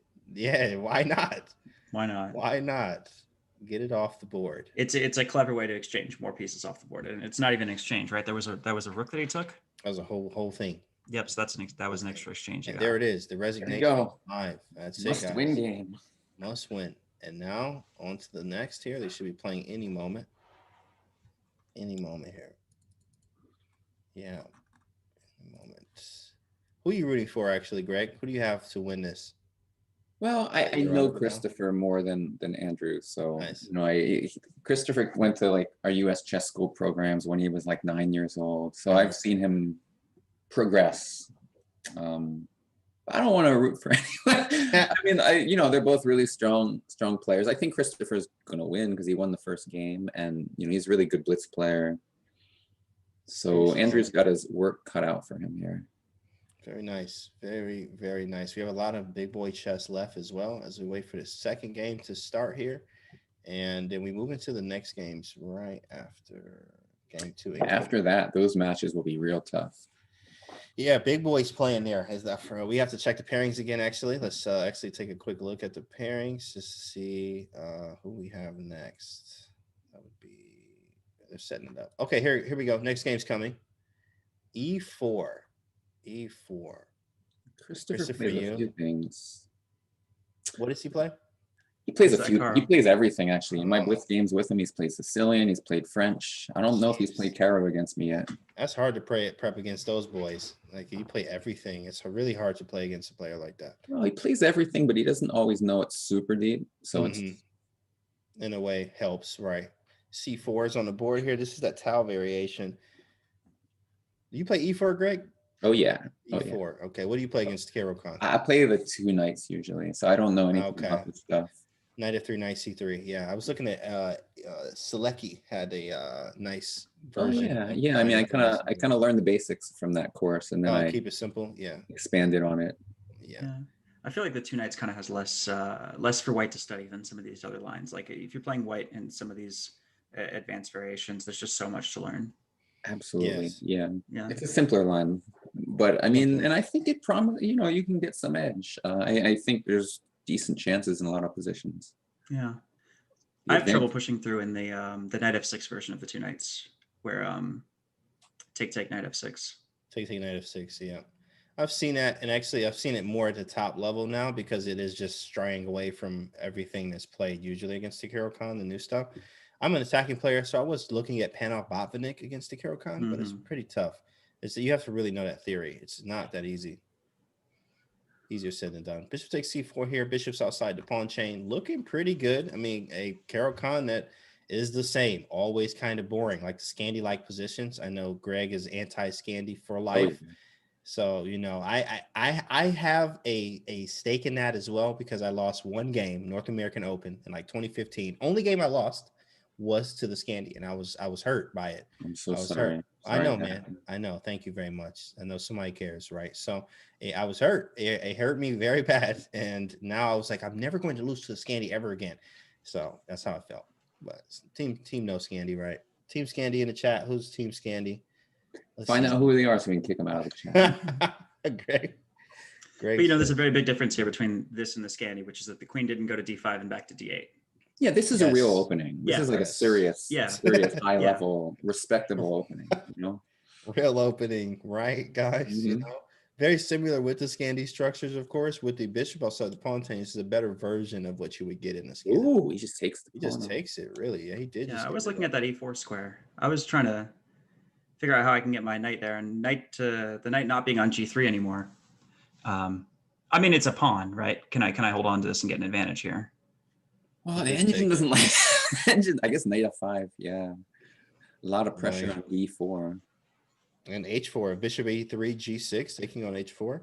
That's true. Also, knight e2. Is that your only move? Bishop b4. No, rook that blocks the queen's defense of the bishop. Oh so gosh, this was bad actually. Man, Christopher, you're so strong. That's like ridiculous. Gave up the pawn there. And now you get this counterplay, guys. You see d4s hanging, and the center pawns are worth more. So of course you want to take these center pawns over the wing pawn that he gave up on h5. Now he's attacking the d4 pawn. So he's probably going to take it here. I'm assuming with knight takes. Maybe knight takes, just to not give up the file. You can't play rook d8, obvious reasons, guys. Bishop g5. Bishop's on g4 though. Yeah, knight takes looks good.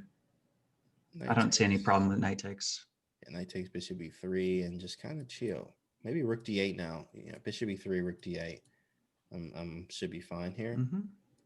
Yeah, looks reasonable. Fresh. He took with the queen. Really interesting. I just thought bishop takes f5. Bishop takes f5, and I get bishop the takes file. f5 does get a lot of I material. don't understand that one. Yeah, I just don't think that this feels that good for white anymore. I think he kind of like just lost the advantage. You know what's there's an interesting variation after bishop takes f5, queen takes e5 is interesting. I thought so, and then bishop back, and then queen takes g5, queen takes g5. Oh, it's interesting. I don't know. Tactics. Oh, let's show this for everybody on the screen for Big Boy Greg coming in here with the big boy tactics today. Rook takes and rook takes, and this is about even here. Actually, out of all of that, we're actually down a pawn. Black's up a pawn, so black's happy here. Right, but white will do something else. Wild. That was wild. That was just fun. That was a very fun variation, guys. So let's actually see what happens. That didn't go for that at all. What happened was a capture on d4, and then castling queenside and knight to f5. Now the engine likes white, which makes sense. I mean, yeah, got the rook file.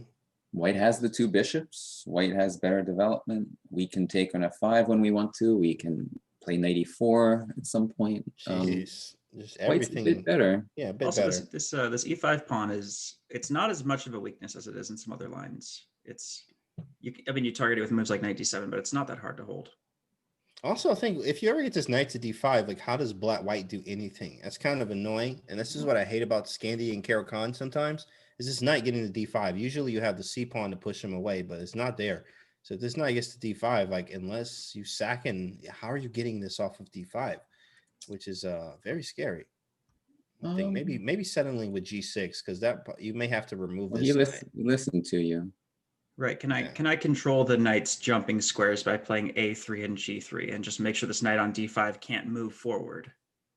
That's a good strategic way to play that, actually. Although I'm not worried about it moving forward. I'm more worried about just staying there and blunting all the counterplay. So I would try to find a way to take advantage of black's lack of development right away. Like this is one idea, to go h6 and then weaken the f6 square. Yeah, Mm. yeah. Potentially like that. sacrifice a rook on d5. Yeah, and then playing knight f6. Yeah, that's the right kind of idea. Are you an attacking player, Greg, or are you more? Sometimes. Yeah, sometimes. I think Greg is a very Depends who I'm attacking playing. player. Depends on what I'm playing. Scandy all day. Yeah, h5, h5 and live. h6 is coming here. Black definitely needs some moves. He can't castle. He hasn't castled. Bishop's in or hasn't developed. The rook hasn't developed. King's in the center. Only thing good in this position is the 2 knights by Black here. And I mean, human evaluation here. Like here, the engine says, yeah, it's about equal. But I guess you have to give the edge to White. You have to with the 2 bishops, open rook file. I mean, this one's doing something. Everything's doing something. On the other hand, we just have these 2 knights to show for. Bishop b7. I think it's easier for white to play. Oh, he went bishop to e7. So now it weakens the control of the d6 square. Which is here. So maybe snapping, Maybe. but move order has to be right. Yeah. I mean, he's probably going to take on e7. It's hard to Let's see. see what else. Oh, you can't. You have to take with the king, probably. Well, The then you knight can at d6 least is win a annoying. pawn. Knight d6? Oh, you Right, mean the knight, taking well, knight d6? yeah, the knight on d6. I was forced two thinking to pawns. just take on f5 and knight Knight d6, but d6. somehow the engine's not in love with it. Maybe just maybe king to e6. I here. was thinking this, but this looks like, I mean, really? Can you take that and get away with it? They will, You can playing hide on high-level f6. players. Right, he can hide on Maybe. f6, yeah. Knight takes b7, takes, grow to f6. What happened to the game? Oh, that's guessers. The game's not over. Well, let's see what happened. This is the live position. Wow. They Okay, actually so we went did for it. this line.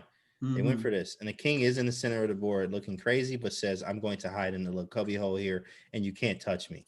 And like you said earlier, that knight on d5 is a really good, it's a really good defensive piece in the middle of the board, can't be removed, blocks the rooks, controls a lot of key squares. So this is not going to be easy for white.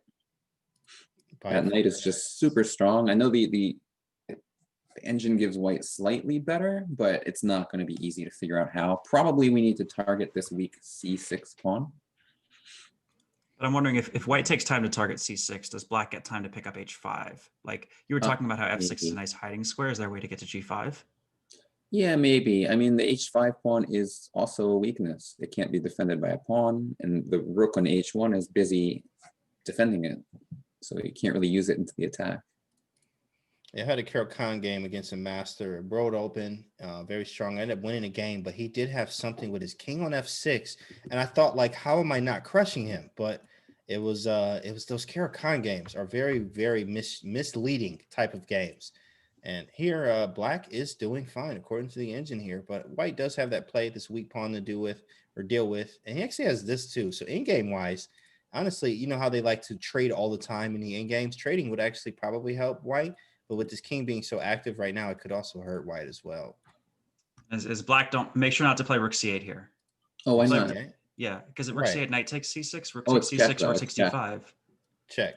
Yeah, you have to move the king. Oh, out that's the way check. first. Okay. Check. Yeah, that would hurt. I would love Oh, to see yeah, that. I figured he'd play rook c8. Yeah. And then Yeah, knight that's to with c4, check. and rook d8. Mm-hmm. And now what? Oh, man, f4? F4 don't feel right this week. It doesn't feel right. So he plays a3, maybe stopping knight b4. Rook to d1. Oh, man. Yeah, black gets some counterplay. He's some serious counterplay. Maybe rook to d2. You got to try to cover the pawn, but then g6 might happen. This is why, we tell students all the time, like, keep the threats up. This is a real legit threat. Rook to e2 and getting some serious counterplay that white does not have. I mean, this knight he has to go. B4. This is I the don't most like B4. destructive knight. Yeah, I know, right? Oh, b5 is an idea. I still don't like it. Maybe going back to a5 then, because, like, man, this counterplay about to get serious for black here. Well, yeah, black has some drawing ideas after, if white plays, is it black to move? Rook to e2, maybe? Rook Yeah, a2, rook knight e2. c3, knight a2. Yeah, and just, Yeah. we put the rook on the 7th rank. We include the Defend it. knight into the attack. Oh, king to c2. Wow. He's just trying to figure it out. King to b3. They're also down to no time here, so we do have to put that in consideration here too. Yeah. They're both at 30 seconds basically here. Christopher, you being a lot lower now, under 25 seconds, under 20 seconds now. 2 seconds here. He's been here before, so we don't see him flagging, but time does put a damper on things. So Yeah, no, I think Christopher's not going to lose this position. The white king is now very weak. Whoa, yeah, you got to go somewhere. Don't block with your face here. There Rook and to back E2, again. Rook D2. Takes, but now I think, oh, can you take this? Be careful.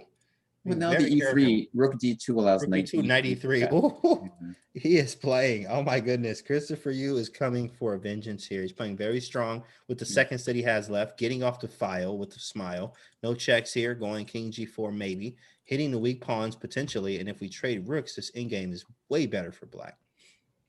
Feels like. Yeah, that H5 pawn and that G3 pawn, I'm looking at those and I'm trying to see if I could Here he find a goes. way to get pressure. Oh, yes. He's also pressure on it right now, especially after him moving the rook. Yes. Wow, look at that. Take one, I take the other. Played knight Maybe just E7. take here, yeah. I'll go knight E7, just defend the C pawn, and what's white gonna do? That's right, defending the C pawn, so there's no potential for passed pawns here. Takes. We're gonna take on G3. Oh, that was it wasn't mate. King C4, Rook C3, King E5. Oh, he's losing. Rook E5, oh, Rook E5 wins the knight. Oh, he missed it. Rook E5, Rook takes knight. E5. He was winning. Wow. Rook E5 just a little late. Rook E5 and taking right.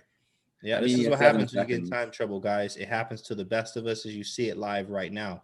Now we don't know who's going to win this. They're both down to like 6 seconds on the clock, living off the increment. We're going to sack our rook for this pawn. We have this reminds me of their first game where Christopher ended up losing some rook endgame like this when he was a draw. Yeah, who won the first one? Christopher. So Christopher, all he needs is a draw to finish this out. So if he draws this, which that looks like it's exactly what it's going to be here.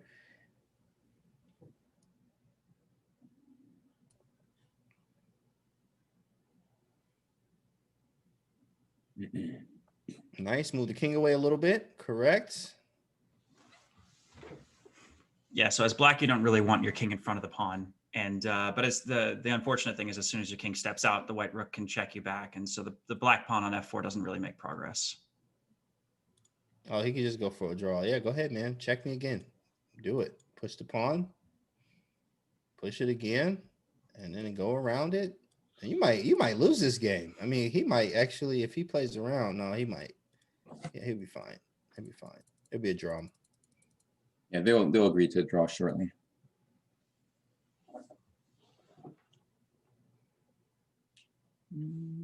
Nine seconds, 7 seconds here.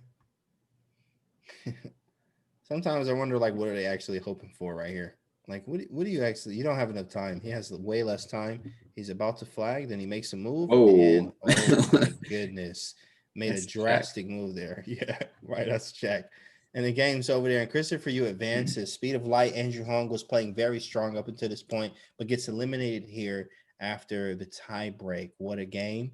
What a series of events here, guys. And now we move on in a few minutes or so for the next pairings, guys. Let's actually take a look at the pairings to see who's coming up next here. So we had Conrad Hall versus Gregory Young. He won. Then we have Zachary versus Andrew Tang. Andrew Tang cleared that up, won that one. Elshan Greg Shahadi. Elshan won that one, 1.5 to a half. And Christopher Yu versus Hong, 3-1, guys. So as we set up the next ones, I hope you guys are ready to have some fun here. Let's actually take a look at the next ones coming up. Who do you guys have? What do you guys have? Let's actually take a look at the standings really quickly too, though. I mean, not the standings, but who's playing, the participants. Conrad Holt, Elshan.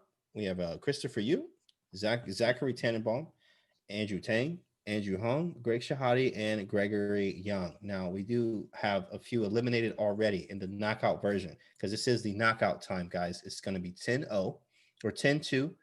10 minutes, 2-second increment, guys. So hope you guys are ready for that. This is how the final bracket looks. 8-player KO, 10 games, 10 plus 2, and a tie break like we just saw in this last game of 2 games with 5 plus 2. Only 2, the last 2 men standing today, the last 2 players are going to make it to the next round. Or into the final Swiss, guys. So pretty exciting as we set up everything right now. So Greg, how do you feel about this whole event, Greg? Like, what was this something new? Like, is this something super cool that they're doing? What do you think this is? I loved it. I mean, I wish there was more just events, you know, like we get that title Tuesday every week, which is super fun, but I wish there was like a few more kind of competitive events to play in with strong competition, or, you know, just players that I can, you know, something to play for, like a tournament of some sort. So it was really nice to have this. I like the 10-minute was kind of interesting instead of like all the crazy time scrambles. You have to Right. play some good moves sometimes. Right. I really enjoyed it. Yeah. I hope there's some excuse to do more of this. Absolutely. I mean, Keeps it's me good. sharp, It's right? glad we're happy to see you guys just duke it out for the big bucks here and just the big the big egos and everything like that. It's great to see it because of course we all learn from it, and it's also you guys are superstars as we watch. Man, we're loving it. Paul, what about you? How do you feel about everything? I feel great. I mean, again, the 2 seconds of increment changes the dynamic. You don't have to get these time scrambles at the end, and so players can continue to play quality chess at the end of the games. That's what I'm seeing today. 100%. We're going to just see more of it. Actually, let's take a look at the new pairings and the results here, guys. We have GM Conrad Hall versus Andrew Tang. We have some monster on monster action. Then we have Elshan versus Christopher Yu. More monster on monster action. I hope you guys are ready because the games are going to start in literally about a minute and it's going to go down. These are the big boy games here. And whoever emerges from these two, the only two that emerge from here will actually be the finalists. They still will play for first and second place. But at the same time, guys, 100% is going to be, they're going to be the winners. They're going to advance. So let's get some people in the chat. Who do you think is going to win these? Yeah, these are actually the final matches after the event's over, right? Right. Well, you have these, they have one more game. Oh, they advanced to next They week competition. Yeah, right, but they don't play each other today.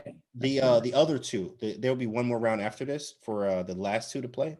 That No, the last two just automatically qualify. automatically qualify. This is the final match. So Oh, perfect. whichever two winners we have from this match qualify for the next stage. And that'll be the 90-30, right? Invitational, right? Yeah. 90-30. Now, how does that work when you're playing 90-minute chess at your computer? Like, can you go to the bathroom? Like, what are the rules? That's a good question, actually. That's not in the rules that I've seen. I've read it, but that wasn't there. That part wasn't there. It probably is going to have to be maybe two bathroom breaks. Yeah. Just sitting there and they're yeah, correct. Correct. So man, right. It's probably going to allow you two bathroom breaks or something like that. Is that the rules? That does have to be like you have to be able to go to the bathroom, but then again, they do have to mitigate and stop just in case fair play quality, so that's kind of weird. Yeah, I'm really curious what the rules are. Mm-hmm. Yeah, it's coming up. We will see that in a minute. Waiting on the next games here. So who do you think is going to take this right here? Elshan's really striving. You played him. How many times have you played Elshan, Greg? I played him in person a few games. I've always known he's like quite strong, and I knew I would be an underdog in that match. But I have to be honest, these two matches are like almost like flipping a coin. I think Elshan's got to be like a small favorite, but I know Christopher beat Elshan in a slow tournament in St. Louis maybe last year. So he has experience beating Elshan. Conrad and Andrew very, very evenly matched. Andrew is a bullet phenom, but we have the 2-second increment, so he can't use his bullet tricks quite so much here. Okay. Yeah. And Conrad's quite a strong, experienced blitz player. I think he's a little less active than he used to be, but I can easily see him winning this match. Yeah, Conrad is a beast, actually. And I think games are starting now. I'm going to unfollow some people here. Unfollow. Okay, incoming. Okay, unfollow. Cool. All right. Who am I unfollowing? Oh, there we go. There we're up. We are up. Conrad took the black. You get to choose your color for the first game if you're the higher seed. It's interesting. Yes, right. I know. Conrad took black. Oh, look at this. Yeah, Andrew likes to play this. He didn't play the London against me yesterday. I was happy. Oh, what do you play against the London, Greg? Yeah. Well, I don't play D5 and move 1, but I play some kind of King's Indian setup against the London. Selecki has a King's Indian. I did a YouTube video on it, actually. He has the knight F to D7 and then playing E5. Okay. And attacking like a King's Indian fashion, playing knight to C6, King H8, and F5. And actually, it's aggressive, very aggressive. The London, it's like the white version of the Scandinavian. It's like a pretty. You shouldn't play it. Yeah, that's a great call because I do believe that. Yeah. Nobody wants to see it. You see the London and you want to let's go to the next game, right? Yeah, that's exactly how I feel. Like, let's check out this other game. Yeah, that makes so much sense. So what's your experience with the London, Paul? What do you think?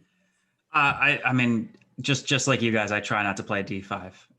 I like playing on the second move. I like playing c5. So I go knight f6, c5, and then I just try to make sure that they don't get the triangle structure that they want. I play queen Yeah. b6 if I really can, attack b2 Queen and b6 just versions. try not to get the typical London stuff, because honestly, playing it is just not fun. Yeah, it's not. It's really not. I had some problems back in the day with it. And I was like, why am I having problems with this weird opening? Like, it was weird. They don't attack anything, and then I just get a worse position. Mm-hmm. Very weird. So, okay, queen to c7 here. What is this actually? London. We got the London with 95. 95 coming. White to move. Knight f3, obviously. He At is least the thinking, d4 though. pawn on e5, that gives it a little more flavor, I guess. He's also thinking, which I'm there. I'm definitely curious when he's thinking in something that should seem like it should be simple. I'm wondering what else he's thinking about, because this is probably, it's pretty simple. What else do you think is like a move here, Greg? Like bishop C4. b5, I C4? don't know, queen to g4 maybe. I queen h queen g4 looks like a possibility. Knight Queen f3 g4, looks like queen the g3. most natural move. Correct. That's what he Then went he for. went for queen g4. Queen g4, and then queen g3 to back up if we need to defend. After g6, probably Yeah, here now. Makes sense. Or knight to f3, possibly. actually. He has h5, though. That's kind of annoying. I'm looking at even h5 for white. H5 now. I Knight don't takes know if it's f5, queen good, g3, but it's bishop interesting. g6. Very interesting. Let's actually take a look at that. H5, knight takes, maybe queen to g3. Yeah, Bishop we have g6. some counterplay along the h file. Yeah, I You- like this. I kind of like this. I'm a fan of giving up stuff. Yeah, and the engine even thinks it's okay for white. So. All right. But queen g3 also perfectly reasonable move. The problem then is black can play h5 and stop our attack, and I'm not sure that I Believe want to in have that. some fun. I don't want to just sit here and watch this closed position. I want to just go h5, open Right. things up. I mean, is Black's there? At the kings- cost of the pawn. What'd you say, Paul? Oh, if h5 is played, is there a bishop d3 g6? Like, is that if h5 black is played? So I'm looking at okay. queen g3, Queen h5. h5, bishop d3. Is there a bishop d3? I mean, if you want to make it exciting, I don't even Yeah, know. no, I'll absolutely. take This queen is- g6, actually. The Probably, problem is maybe.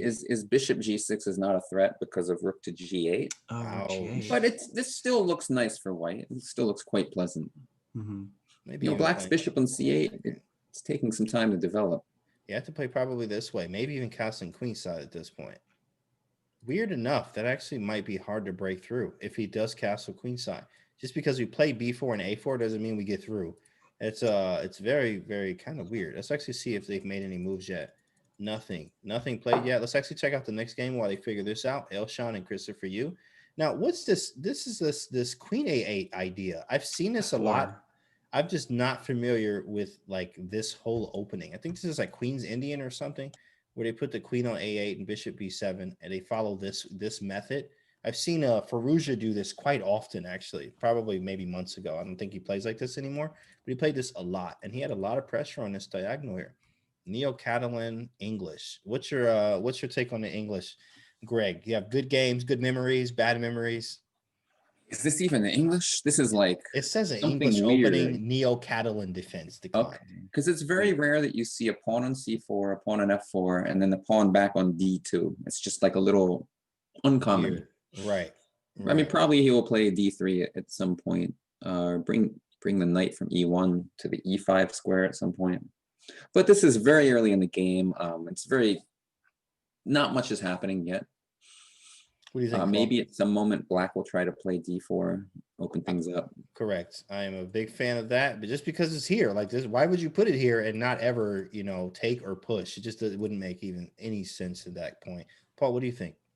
Yeah, I mean, there's this most recent move was f2 to f4. If f4 hadn't been played, then this is a structure that a lot of I'm very familiar with. I'm sure Greg has seen it as well. Without playing f4, it's just not.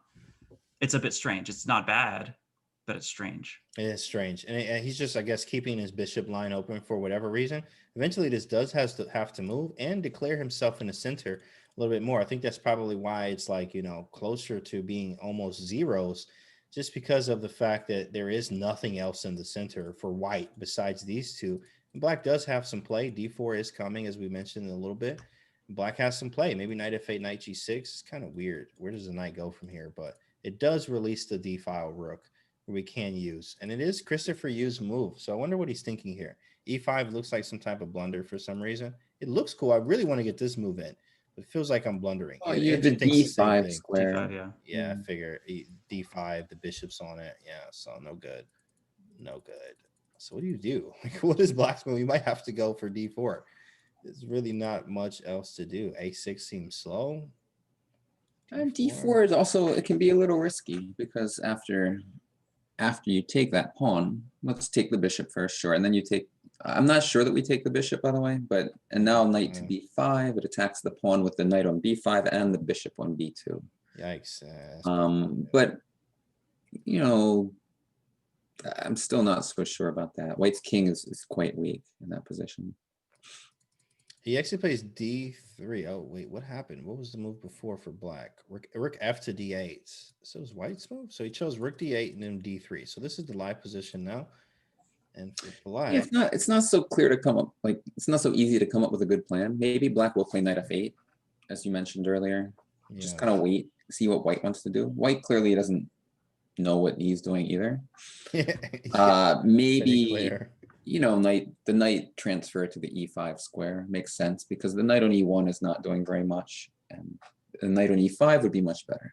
Also, using the clock as a piece is very, very important. I think you did a great job of that, Greg. Actually, when we were watching your games, you really didn't get time. You got down on time a few games, but you didn't get flagged many games. So that was very good for your time management. And we were talking about time management a lot here, actually, because time management right now, I mean, 10 minutes, 2-second increment is not a lot of time here. Playing a strong player. He's down 2 minutes, which You're playing a waiting game. This game seems so early. Let's check out that other game. That looked like things were about to heat up. Yeah, that's right. Let's go back here. Yeah, let's actually go back. Let's see what happened in the last few moves. G6, Knight F3, H5, Queen G3, and here we are. Yep, he's going for this. I think he's going this way. We kind of talked about this before, but the hard part is what is White going to do to break through? B4 is obvious, and trying to get this attack off, I think that's probably the best way to go. This looks like a famous Petrosian game. Petrosian who? I can't even remember who he's playing. Maybe Lars. God, I forget. I feel ashamed. But Black castles queenside, and then White goes B4 and A4, and then Black gets a pawn on A6 and C4. And suddenly White cannot progress in the attack because if White goes B5, Black goes A5, and if White goes A5. Oh, wow. That's crazy. Yeah, I can see the structure coming. This kind of stuff, guys, is what. Yeah, I mean, I'm just showing the example. It's not like an example, right? The example, guys, what Greg's actually talking about here is shutting down. Let's just actually make a few moves here. Let's just show you guys what he's talking about here. In these kind of cases, let's make another move for White here. Even playing even maybe. Yeah, so go C4 for Black. Yeah, C4 for Black. Let's go Bishop B2. C4 for Black. Lock it down. So now the Bishop can't get out. And then like this A5. Is definitely not. Yeah, A5 is very good. No, A5 is already good for White. Probably good for White. Yeah, but like the point is first, right? But yeah, the point is like getting this type of position here, guys. Even this is like this. No, it's not even this actually. It's before this. It's just a famous maneuver where Black goes A6 here in a position like this. Now, nice. No, the pawn's still on C4. Sorry, I'm going way over. It's just a classic game, and it looks very familiar. Bishop B2, C4, pawn on C4, and then now we have A6. So if B5, A5, and if A5, B5. Yeah. Nice. Yeah, this is the idea to go for it, to shut down this type of play, especially if you're going to see it. If B5 and A5, everything's locked down, not getting in there. A5, 8, B5, nothing is going on. And Black, who actually controls the pawn breaks, actually controls the game here in some kind of way. Let's actually see the live. But yeah, it's very far from that position. It's just, you know, when you see a game that reminds you of a famous game, it's good to keep those ideas in mind because you never know when they're going to come up. That is correct. He is giving some gems here, guys. That is correct. This is why Magnus says you should play different openings so that you can use those different openings that you've learned into some of your pet lines or things that you're really good at. And it enhances them because you got more theory, more knowledge of the game. Bishop takes G6 just doesn't look good. I mean, maybe he might go for it. And then Knight G5. I don't know if that really works. I think he might be missing a piece. The problem still is after Bishop G6. Yeah, Bishop takes G6, Rook G8. G8, yeah. It's still playable though, because we can capture an F7 and capture an H5. Step on an H5. You get 3 points. Knight G5 check. So, you know what? Black's king's just kind of stuck in the middle here.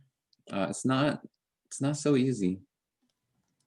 Yeah, if I were White here, I have a bit of trouble deciding when to castle. Like if I castle kingside and Black castles queenside, am I actually able to break through to that king. If I castle queenside, I mean, if I castle too early, honestly, I don't know that I'm going to be able to really control what side of the board the action is going to be on, just because the d5 and c5 pawns are so active. Really, that's what I'm It's seeing. hard. Well, black should try to get the king safe. I think queen to d8 is a pretty logical move. And then queen to e7. So white probably wouldn't want to trade queens here. And then queen to e7, followed by potentially castling queenside or even kingside. You can kind of just wait. Knight g5 is a pain. Yeah, that is. I mean, black. Yeah, white Passing has a is comfortable wrong. position because the Correct. black king is in the center of the board, and it's just Right. it's much easier for white to play here. Might be tactics involved. Or you could just take with the queen, because knight takes maybe rook f8, but actually queen takes just the pawn. So, but then e5's hanging. Wild, very wild game, very wild. But white, of course, like you said, it's just better. Right? It's just easier to play. Easier to play. He did go for queen d8, This is and the this is the game. live game. This is exactly where we are right here, guys. Live game. Greg called it out. Queen d8. We play queen f4. Queen e7 looks like that should be the next move here. Queen e7, I think. Yeah. Is queen a4 ever an idea? Queen Queen e7, queen a4, just for maybe bishop a6. Okay, can't castle. I don't know. C4, by the way. Black should consider the move c4. And then the thing is knight c5 will come with tempo at some moment. Sure. Put this at. And then a6 now, maybe. Yeah, a6 looks C5. good. Yeah. C4 is always something white has to watch out for. Giving That is black correct. the That's c5 annoying. square for the knight. That's annoying. It's kind of like bittersweet in a way, because after queen a4, c4, this bishop is absolutely gross. But it's also, we're also locked out. Like we can't, it's hard to break through this stuff. You do have b3, but this bishop's kind of really bad, which could also be good in a pawn sacrifice at some point. But we do back it up and see what happens. So he played bishop b5 to actually, he saw c4 being a thing. Bishop to b5, bishop c6, get rid of my bad one for your good one.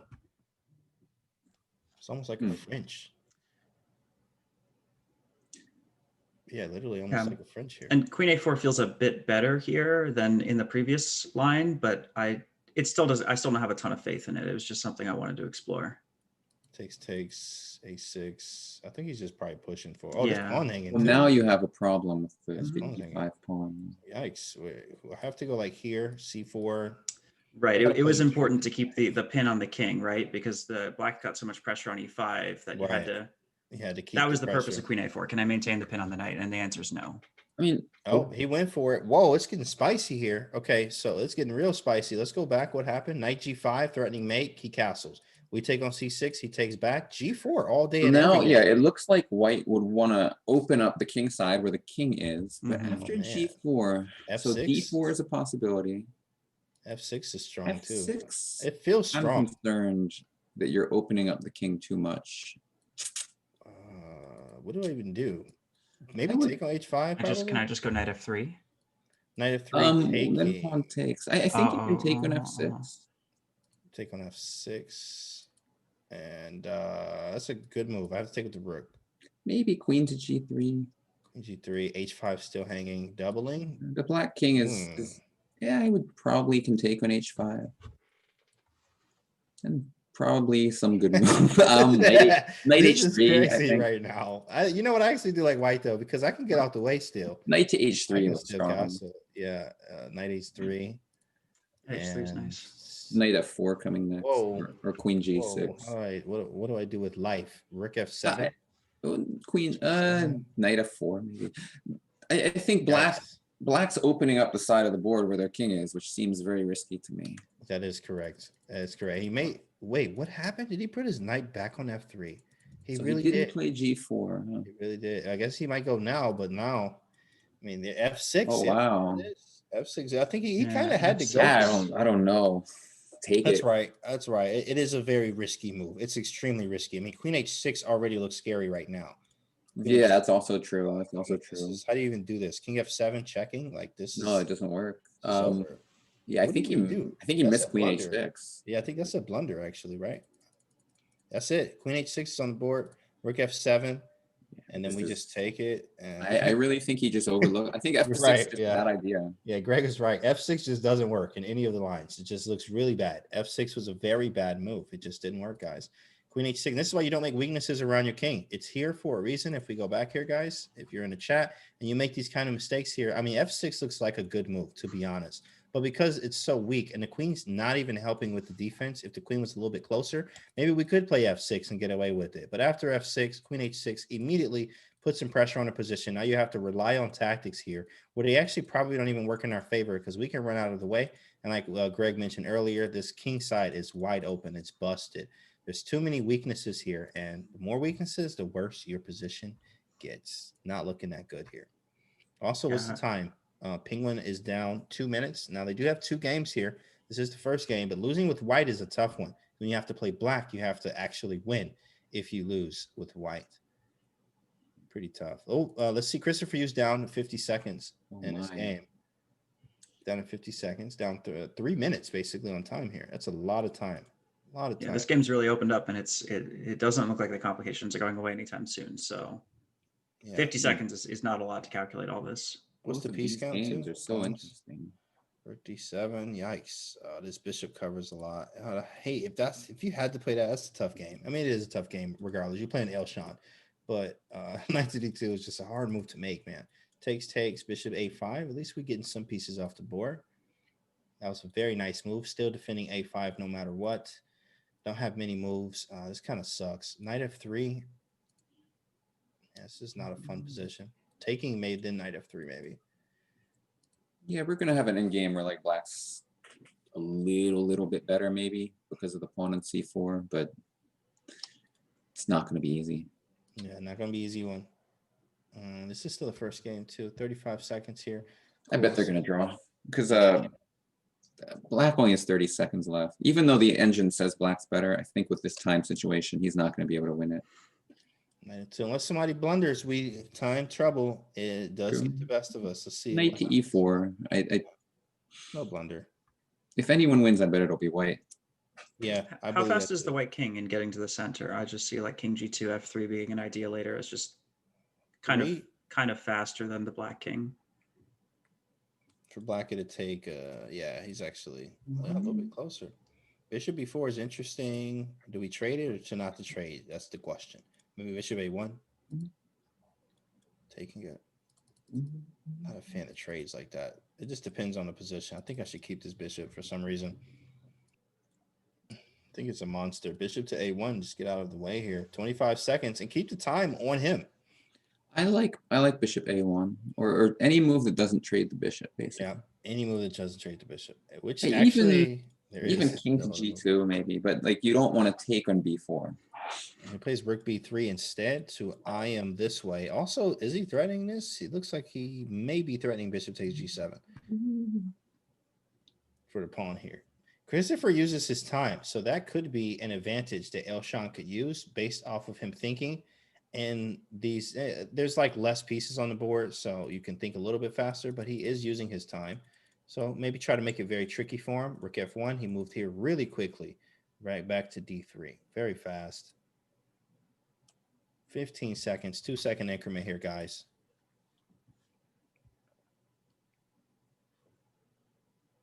Both games are actually down to the very low time. So neither player wants to trade the bishops here, right? Like if black takes on c3, that kind of solves a bit of white's problems. And if white takes on b4, then I think it's pawn takes back on b4, right? And the a file is open. a3, and now he takes Yeah.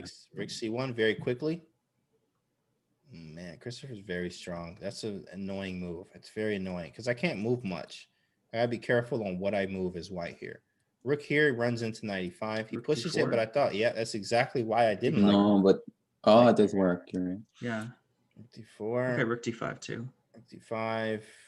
He's pushing again. All right, at least we got out of the woods a little bit. A little bit we got out of there. Knight g5 might as well. Is there anything else to do? Knight g5 looks great. Yeah. Gotta play knight g5. Looks like he's taking his time here. Elshon's looking. This is good. He's using good time management. It's great. I've lost not many, but I've lost some games that hurt because I'm trying to move fast based off their time. 10 minutes, 2-second increment here. This is no flagging. Knight takes Knight e6 takes anyway. e6 That because there's e6 a pawn mate. is There's a mate on f8. And you're attacking the rook. And you're attacking. All right, that's what we're hoping for. And he plays rook to d6. He finds that instantly. Is there any tricks here? That was a good Any move. type of tricks? What about rook check? No, I was trying to get this to work, but it's just a trade. Right? You know, maybe he should have played c7. Anyway. Oh, too late now. Rook No, takes. no, last move. Oh, okay. Yeah, this looks like a draw. Oh man, luckily he didn't move the knight. That would hurt. Knight g6, knight f8. h6. And this feels kind of equal now. White had, I think, a bit more earlier. Oh This yeah, feels kind of equal. Yeah, it's super totally, equal now. totally. It's Totally equal. Right probably now. gonna be a draw. Very nice play by Christopher Yu, just Mhm. finding what he needed. Finding what he needed to get this done without dropping anything. It looks like they're going to repeat moves here. Let's see if he goes to for the repeat.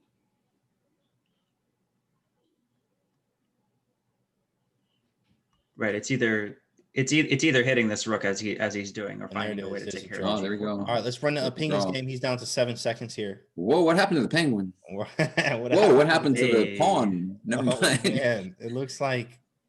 Wait. So, Oh, oh, goodness. black- What is oh my this? God. What is going on here, guys? Play G7. I mean, the engine is saying equal, so this is very strange. Well, now it says And no, the because king we have rook here. b1 That's and rook it. g1. Oh That's- my goodness. Oh my goodness. You So have rook to takes take. a7 should You have be. to. And the king Yeah, king this should b3, be a king draw. c4 is coming after the pawn's taken on g7. Also checking in rook b8. They always say Well, look you behind can the you pawn can win right. the e pawn, check a rook e8. Oh, you're right. You're Rook right. Yeah, E8, yeah. just going to e8. Yeah. E8 coming back So up. to and now E7. rook a7. Oh, or this move. Yeah. Rook a7 I thought was good too. Rook a7. Yeah, I liked rook a7. King Yeah, around. there's that king b3, c4. Yeah, so black does Actually- have a pawn, but white's king is too strong. Yeah, I mean, King is his much, king much is better. way strong, right? It could be, I mean, very problematic. Well, now he's off the back rank, so a little bit. Oh, we got two draws. Wow, man, they're fighting today, guys. They are fighting. Now, you know, this is what makes me laugh. They're gonna keep playing on until somebody drops a rook or something crazy. You know, they always do this. They always do this, guys. Be watching, okay? Everyone watch. There it is. There's a draw. Okay, nothing crazy happened. So 2 draws there, guys. Half point and a half point. This is the second game, so any wins from both parties there could end it. If it's 2 decisive results in this next round, that's it. They both win. They go on to the finals. Very, very simple here, guys. Very simple. So wait for the next games here as well. Very strong chess. I mean, that was like, man, these boys were playing really good chess. Both got draws there. Paul, how do you feel about that? 2 draws? I mean, they were good draws. They weren't boring. I mean, That's right. not by any means. There was a lot of action going on both boards, so I'm not sad to see those draws. I want to see somebody win this round. Me too. No more draws. Let's do this. No more. No more. All right. So we have some type of Joe Balbo in London, but This is a Carlsbad. Gambit Oh, decline. Carlsbad, Queen's Gambit. I see it now. Okay. E3, Knight H5, Bishop G3, maybe. Bishop E5, provoke a weakness. No weakness. Back that boy up. Bishop E2. What if takes? Not a fan of giving up that bishop like this, but I'm sure this is some type of theory here. If knight takes e5, we actually recapture, I think, and then the knight on h5 is clumsy. Looking crazy. Nice, nice. G6. Yeah, that looks great. Looks great. Knight H to F6. So now bishop back to g3 actually has a threat of it's not actually a threat. No, there's a knight. Never mind. There's no ideas after the bishop. No ideas at all. No ideas. All right. That knight just comes to Queen- h5 whenever it can. Yeah, I'm a fan of always attacking chess, so I'm casting queenside, not even thinking twice about it. They're just playing back and forth. Bishop e5, bishop f4, knight h5, Come on knight f6. now, what are y'all doing? Like we don't want to see this. We want to see some crazy chess. So some now great pawn chess. takes is interesting. Knight takes is is. interesting. Maybe knight back to F6 now. Go No, g4 I mean, maybe. really G4. G4. Come on, let's go G4. g4. G4 here. G4, the G4 life. G4, H4, everything 4. Castle kingside. Oh Ooh, my goodness. come on, man. What is this? I Let's was go to the ready other to game. G4. It's not. It's, I'm all right. gotta Let's punish go them for to the other- castling. we don't even There wanna we see go. that. We don't even want to see that anymore. What is Let's see what this? happened here. This was a Slav. So, okay, went this. A lot of D4 action. A lot of D4 action. I love these positions for white. My bishops are set up for action, is what I like to say. They set up to go. My D2 bishop can be better, but it's fine. all right. Castles. And now what? Plans and ideas for both sides, Greg. I know you're familiar with these positions as well. Plans and ideas for both sides. Well, Both first sides, of okay. all, for white, at some point to play the move e4 at a moment where it's good. Right now, it may be like b4 followed by e4. It's we want to get e4 in. It's See, just I not do. that easy because black can do something like capture in c3, then capture in e4, and it's not so clear that this is great. Okay. What about for black? For trying to make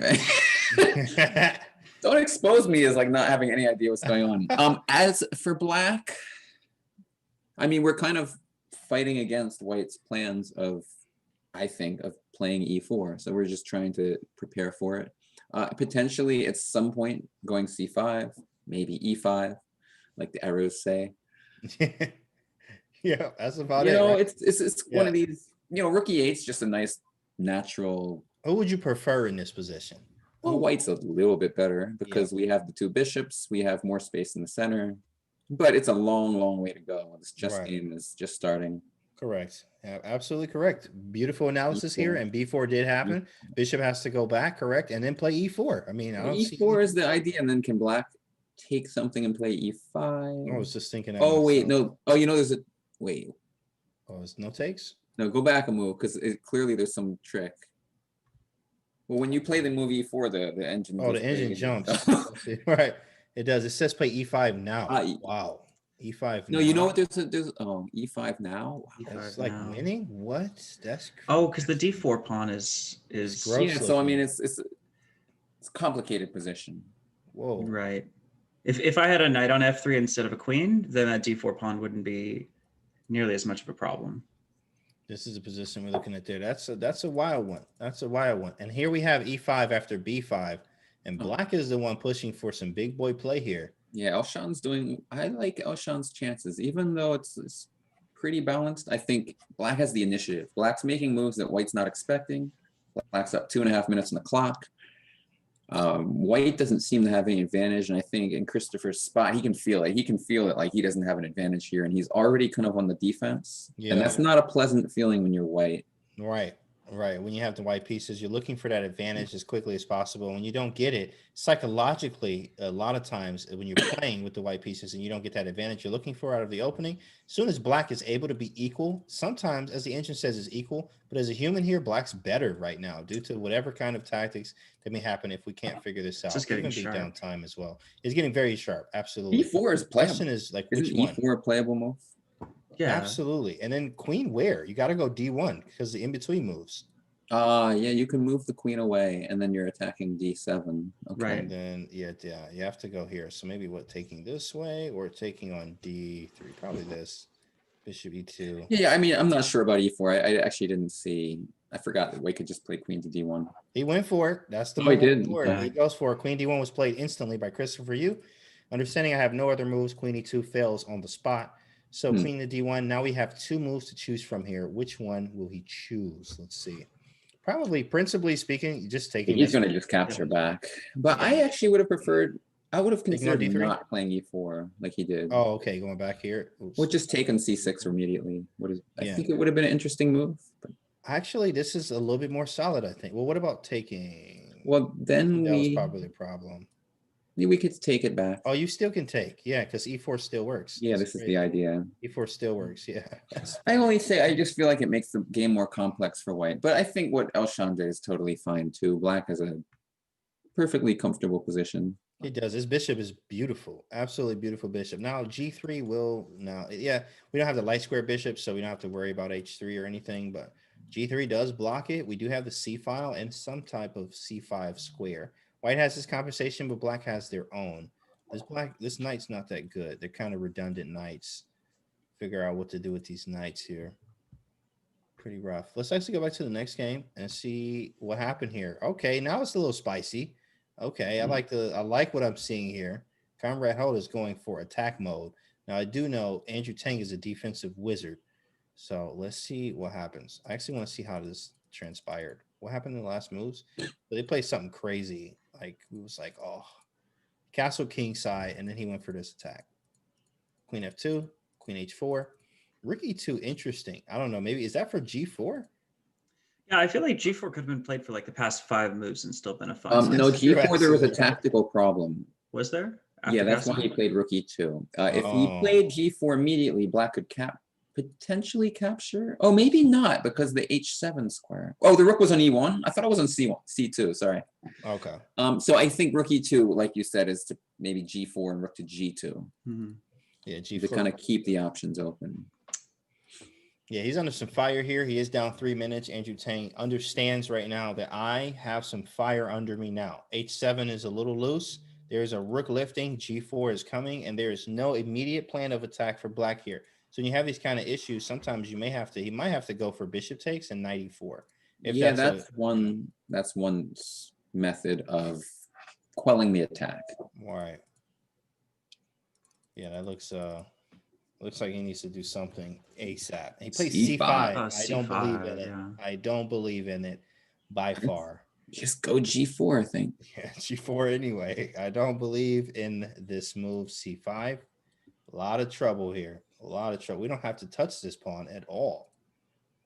Just to talk about G4 more for a second, the queen and the bishop are targeting H7. It's this knight on F6 that's the great defender of H7. So, G4, G5 is just a very clear idea to kick that knight and try to get a checkmate. The problem is, though, Black can still take on C3 and play knight to E4, and I don't know how to progress. I thought about that. Is there then F5? You have to go G5, I think, now, just to sit here. And then the next move is rook G2. Rook G2 right here and here, but the bishop's taking on G4.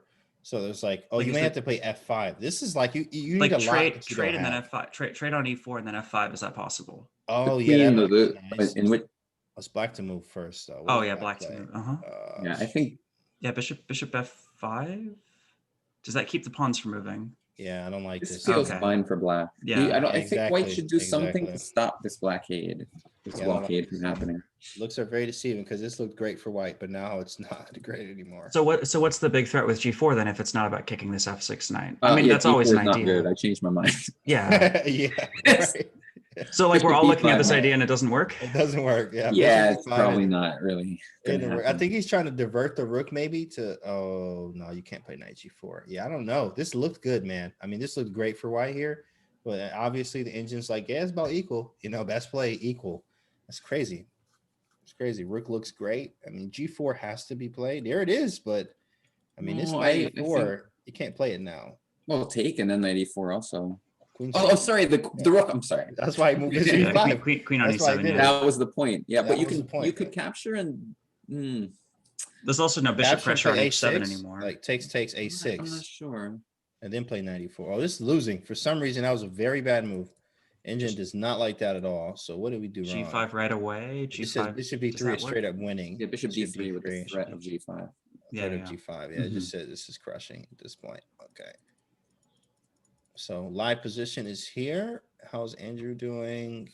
Oh, this is Andrew's game, but let's Christopher, they're a little closer on time. King got on G2 somehow. He did go for G3 to block that bishop out. We now have the C file. It's White here. Just looking at this with the bishops and everything, no king side attack. White is feeling good. White's feeling good, but this knight's kind of weird. I would love to get to C5, but I can't. I mean, I hear you saying White's feeling good, but I kind of. You like Black? I mean, I would pick White here, but I still kind of like that Black has some dynamic ideas here. I'm looking at C5 as an idea for later. The king feels a little bit loose. Okay. It's just, it feels like Black is not, and either of the knights can come to D5. It just doesn't feel like Black's out of tricks yet. I'm a very strong tactical player, so H5, H4 jumps out for Black here. Right, H5, exactly. H4, try to probe this open, and then maybe try to get the queen over here as quickly as possible. Here it is, H5. Try to be aggressive as possible. Aggression is the key. H4, G4, and then maybe queen to E6 or D7. Play queen D6 and try to get over here. It's not that realistic, but it is something to look forward to. Something. Yeah, I would just go knight A4, which is what he did. Yeah, and exactly. We're planning rook takes C6. We're planning rook C5, knight C5. C5, knight C5, guys. You see rook this? E6 is kind of nice. Oh, rook E6 defending, because also maybe rook to G6. Yeah, because rook to G6, that was my idea. Yeah, we have to move rook this knight. C5 looks annoying. That's Knight very C5 is annoying. Rook C5, queen back. Is there rook c5, knight d5? Well, we can take on h5. Rook c. Oh, sorry. We can take on. Yeah. Rook c5, knight bd5. Rook c5, knight bd. Is that a move? It looks good. I mean, the engine approves too. It's still about the same. It didn't move much. Knight to Yeah. d5. It also keeps the knight over here kind of looking weird, so you might have to go back. Black is trying to get something over here. I mean, it may work. You have to be very, very accurate though. There's a little bit of time left for both these guys. Elshan is just over a blitz game. Christopher Yu is about to hit a 3-minute game on his time here. But he has that 2-second increment. Again, it's going to help him tremendously. Let's see what happened. A few moves happened here.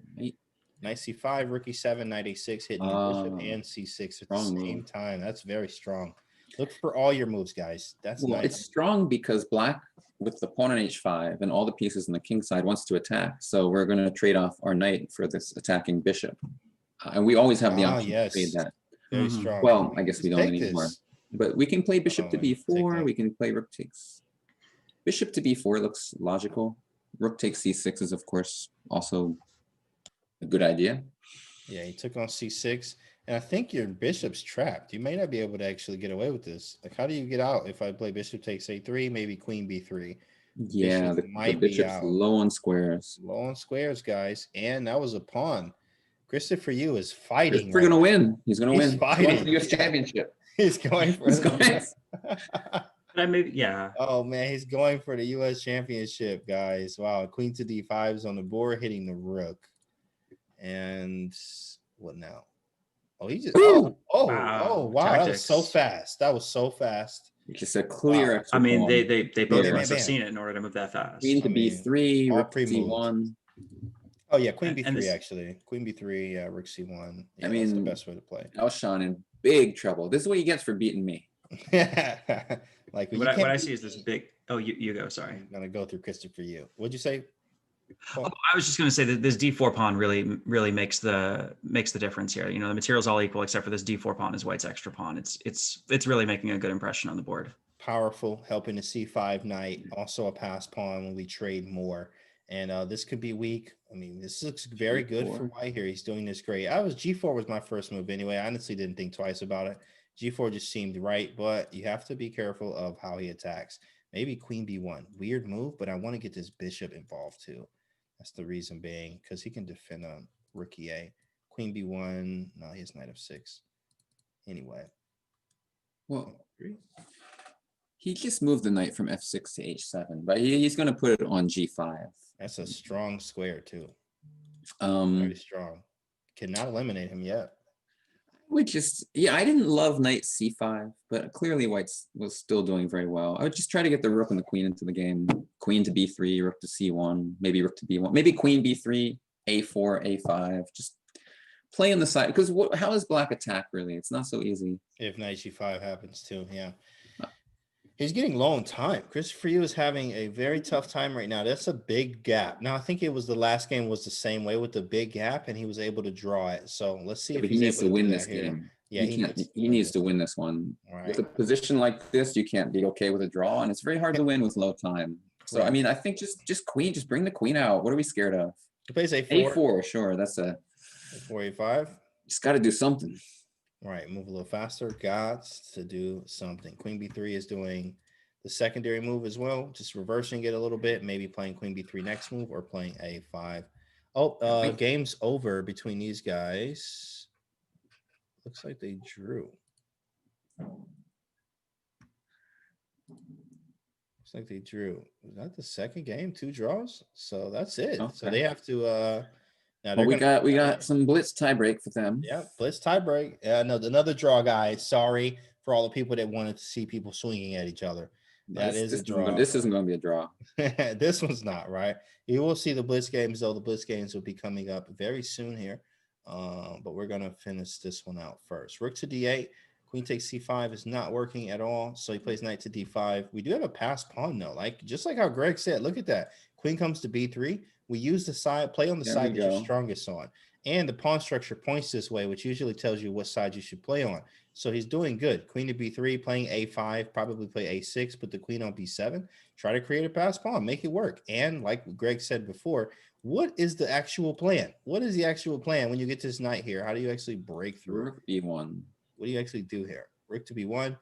I'm Looks not like a scared good of any of move. these attacks. I don't see how they're working. You play Queen B7. You You said kind of want the rook to take back on b7, not the knight. I Oh, mean, Queen B7. yeah, queen I mean, it's b7 is probably not the rook on fine, too. b1. play Queen B7. Queen F6 if you want to keep the queens on. Queen D6 He instead. just can't wait to get those queens off the board. He's scared. Yeah. Oh, there's a threat. Knight takes E3 is a threat for black. Ooh, He has to oh be Knight my really takes- careful. goodness. Yeah. Oh my goodness. Knight He takes really has to E3, be careful guys. now. Yikes. So if white takes on a7, are they just lost? Oh then? my goodness. So do you even have a move? Yeah. First off, What is you the don't have a move. defense? that's We what I can was go about back to say, B3. right. What's the Hmm? defense? Oh yeah, you can go back to B3. No, but that's Right. that's ugly. That's ugly. Like Rook B8 or something. I ugly don't want to might be do the I have that. to only- delegate my queen to defending E e3. Might be the only move, boy. King H1 and the Ah, engine dropped, and the engine has King lost his H1. mind. Knight takes He's He's gonna h3 take now. anyway. Take Knight takes anyway. h3. Oh, he can't take on E3 anyway. Take on E3. Jeez. Knight takes, Queen G3. Hey, front door is open. Hi, hello. What's going on? Oh, King Knight H1. F3. No, I didn't like Queen B7. It was just like the queen on B7, just out in the ether somewhere, not doing anything. Yikes. Yeah, he made it. That was strong. There it is. Knight Yeah, he takes found. E3. Yeah, he found it. Ah, just Did he like take on before, which somebody one did he thought. take? He took an E3. E3, He took Yeah, on I like E3. Queen Yeah, B7. he took on E3, and you can hear the clap from the other side of the room on his mouse. Takes, Queen G3. And He there's is no in the defense on house. h3. He is White has a in full move here, and they the can't house. defend h3. I mean, that's so crazy, right? He's up a full Wow, move. wow. Now, And you can't even the take on question f7 is, either. You can't take on question is, f7. how do you defend it? Is there mate though? You know, and Queen you can't take on E7? F7, right? Okay, Queen E7. Oh, that's what he played. He actually played that. That's the live move, guys. Queen E7. So he's probably gonna clean up shop, maybe H3, take on E3. Both of these are with check. Take on E3, another one with check. Black's gonna take a Rook million. F2, Knight H3.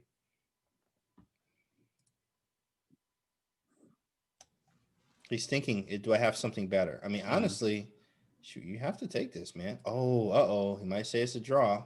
Because, well, this No, rook it's- is defended. So, I mean, this rook's undefended. The knight's defended. Maybe move rook B8. Can you get away with this? Do you have time?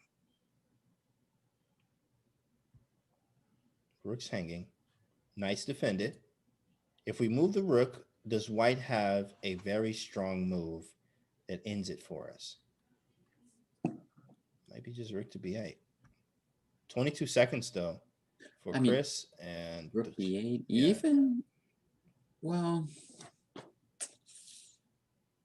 rook to B8, huh? Yeah. Yeah, I mean, this is not gonna go well for Chris because he's low on time. Black's gonna find something. yeah. I'm sure even rook It's f8. easier for us because we see the engine. We see the eval bar likes black. We just don't know why. I don't know why. We just don't know why, right? I mean, Right. I think as black, you could even try rook f8 here because that knight has to stop defending f7 at some point. Rook F8. Yeah, But what about rook knight F8. D7? Maybe just let him have it. Yeah, you just probably let him have the rook. Yeah. Queen Yeah. takes, The idea is you Oh, take on e2, you take on f1. they didn't like it that much, but it's still winning for black somehow. Equal actually there in that position. A little different. Let's see what the live game. Something here, anything though, move? apparently. Oh, something happened. Okay, something Rook happened. d4. That was another move I was trying to make work. I didn't. Damn, It he was just so took it. unclear after rook d4 because the back rank checks. He played 96. That can't Ooh. work. What if I just I mean, the Perpetual. engine says it says it's equal, right? equal? It's That- Well, that the thing is, can't pawn work. takes knight, queen E8 is a draw. It's a Queen draw. E8 is Yeah, a Queen perpetual E8, check. perpetual, guys. So just to put that on the board, Wow, what a move. perpetual. I mean, he found a nasty move there. Nasty move to get a draw, right? So he chose Queen H3 check, King H1. There's Now another it's a- check. Now he's trying to figure this out. Is there anything I can do? Maybe Rook to D2. Well, but I mean, the engine says it's draw, so you can't actually do anything else. Yeah, Yeah, and and that's they a draw. draw. There it is. There it is. 2 draws, guys. Back-to-back draws. And now we go into the new stuff actually here, which is the 5-2, 5-minute, 2-second increment, guys. As you see right here in the final bracket, 8-player KO. 2 games of 10-2, which they just went through, 10-minute, 2-second increment. And now they're going to have the tie break of 2 games, which is 5 minutes plus 2-second increment. If they tie again, then it goes into Armageddon. But 5 plus 2 is what we're playing right now. So we're waiting for the games to start. They should be incoming. And guys, it's about to start. I mean, a blitz battle now. Half the time, same increment. half the time because these guys are after 4 games combined between everyone there. It was actually a draw in both matches. So 30 seconds, guys. We'll be starting 30 seconds. And the blitz matches should be starting here. Let's get some predictions in the chat. Who do you want to win? We're very here on the wire. We are right on the wire, guys. It's about to go down. The last 4 games here, maybe the last 4, because if they draw again, we'll still be here. If they still taking the draws here. So let's see what happens. A lot of time is going to be cut off the clock there, a whole 5 minutes. Here we go. Here we go. Games have started. If they continue to draw, they play Armageddon, yes? Yes. Okay. Yeah. After 2 draws, it goes to Armageddon. Yes. We got a London. Another London here. I'm tired of seeing this London system. I'm just tired of seeing this London. But, Andrew Tang loves it. He played very well with it. No problems. And he's getting good positions from it. He's playing in London here. Now, here, I wouldn't be moving a little bit faster if I was Conrad here. He is not that, this is still the opening. So I wouldn't be spending a lot of time here. I don't have that extra 5 minutes like I had anymore. So not that you should just make good moves, but you shouldn't be stuck here right now on move 5 thinking 30 seconds into this already. I think that's pretty tough. I think he wants to develop his light squared bishop, but he's concerned that white could capture the pawn on c5. So he's just making sure that that's not a problem. Right. And now he. So what exactly happened? Queen b6. Yeah, queen takes b6. Queen b6. Yeah, he went queen b6. I think it's the Catalan is what that looks like. This looks like a reverse kind of Catalan, but can't play e5. No g6 either. He can get the bishop out now, though. Bishop g4, bishop f5. These moves. Some people are asking, what is an Armageddon? I don't know what the exact rules of Armageddon are on Chess.com, but one side has, usually black has less time than white. That's right. But on a draw, black wins. That's right. Draw odds. Absolutely. So there's no way to get a half point with an Armageddon. Yeah, so it will be the last game that decides everything. Thank you, Greg. Let's go over to Elshan's game. It's like another London, but it's a ready, actually. Ready. Bishop takes c7, knight takes, bishop d3. And I kind of prefer white here, but even, it's still so equal. There's no with 2 pieces already traded off, it just doesn't feel like there's a whole lot here. At all. Mm-hmm. White could still play, white could still push, white has the center, but it just doesn't feel like there's a lot here. I actually like white's position because, again, I got this bishop here. This is literally like always what I hope for in every game with white. I'm trying to mate with this bishop. And if I don't get it, then I have to play different chess, and I force things. But I like this. So maybe e5 could happen and we get something to work here. But it's easier said than done, especially if g6 happens. We don't have the dark square bishop that we need to be able to snap that h6 pawn. So g6 would actually just work. So you got to be careful of when we push these pawns. Queen goes to e2, maybe bringing the last piece in the game before doing anything. What happens when black plays like c5, e5 and tries like e5 in particular, trying to make sure this e4 pawn doesn't move? That's right? actually that's the move I hate the most too. What you got, Greg? e5. If black plays e5, white can sometimes play d5 and make the bishop on b7 look kind of bad. Yeah. Yeah, to each his own too, actually too. Because it looks like we both have bad bishops here, but black can break this up a little bit easier too, sometimes with c6 and c5, but we have c4. So, we cover f5, maybe knight h4, knight f5. Like, we have ideas. Mm-hmm. That is a possibility, guys, if you are wondering. E5 and d5 could happen. In the game, he went c5 and now c3. Right, this was the other break. Break to c8, trying to look more normal. C-file. Because this one, we prepare to open the c file. We don't allow them to block our bishop. Yeah, that's correct. Let's actually move to this one's kind of boring here. So it just looks like another draw, right? This one a little no hope. Queens. No queens, right? No queens, but there is in a blitz game, it's far away from a draw. Yeah, I think somebody's going to win one of these games at least. Right. With those 2 second increments too as well. And here, this one is definitely looking like somebody's going to pull away with this one due to the dynamicism. I like white because of rook to c1, and we have the file with a smile here hitting c6, knight to c4, hitting the b6 pawn. And I think it's just more play for white. Also 1 move away from completing development, basically. Looking pretty good. Yeah, knight c4, I think it feels so good. b6 is weak, e5 and d6 are both squares that white has under control. So the knight on c4 just feels like a good piece. And then he plays bishop to c5. B4 would love to be played here, but he can actually take it. So let's see castles first, followed by B4 and then knight C4 to try to snag that B6 pawn.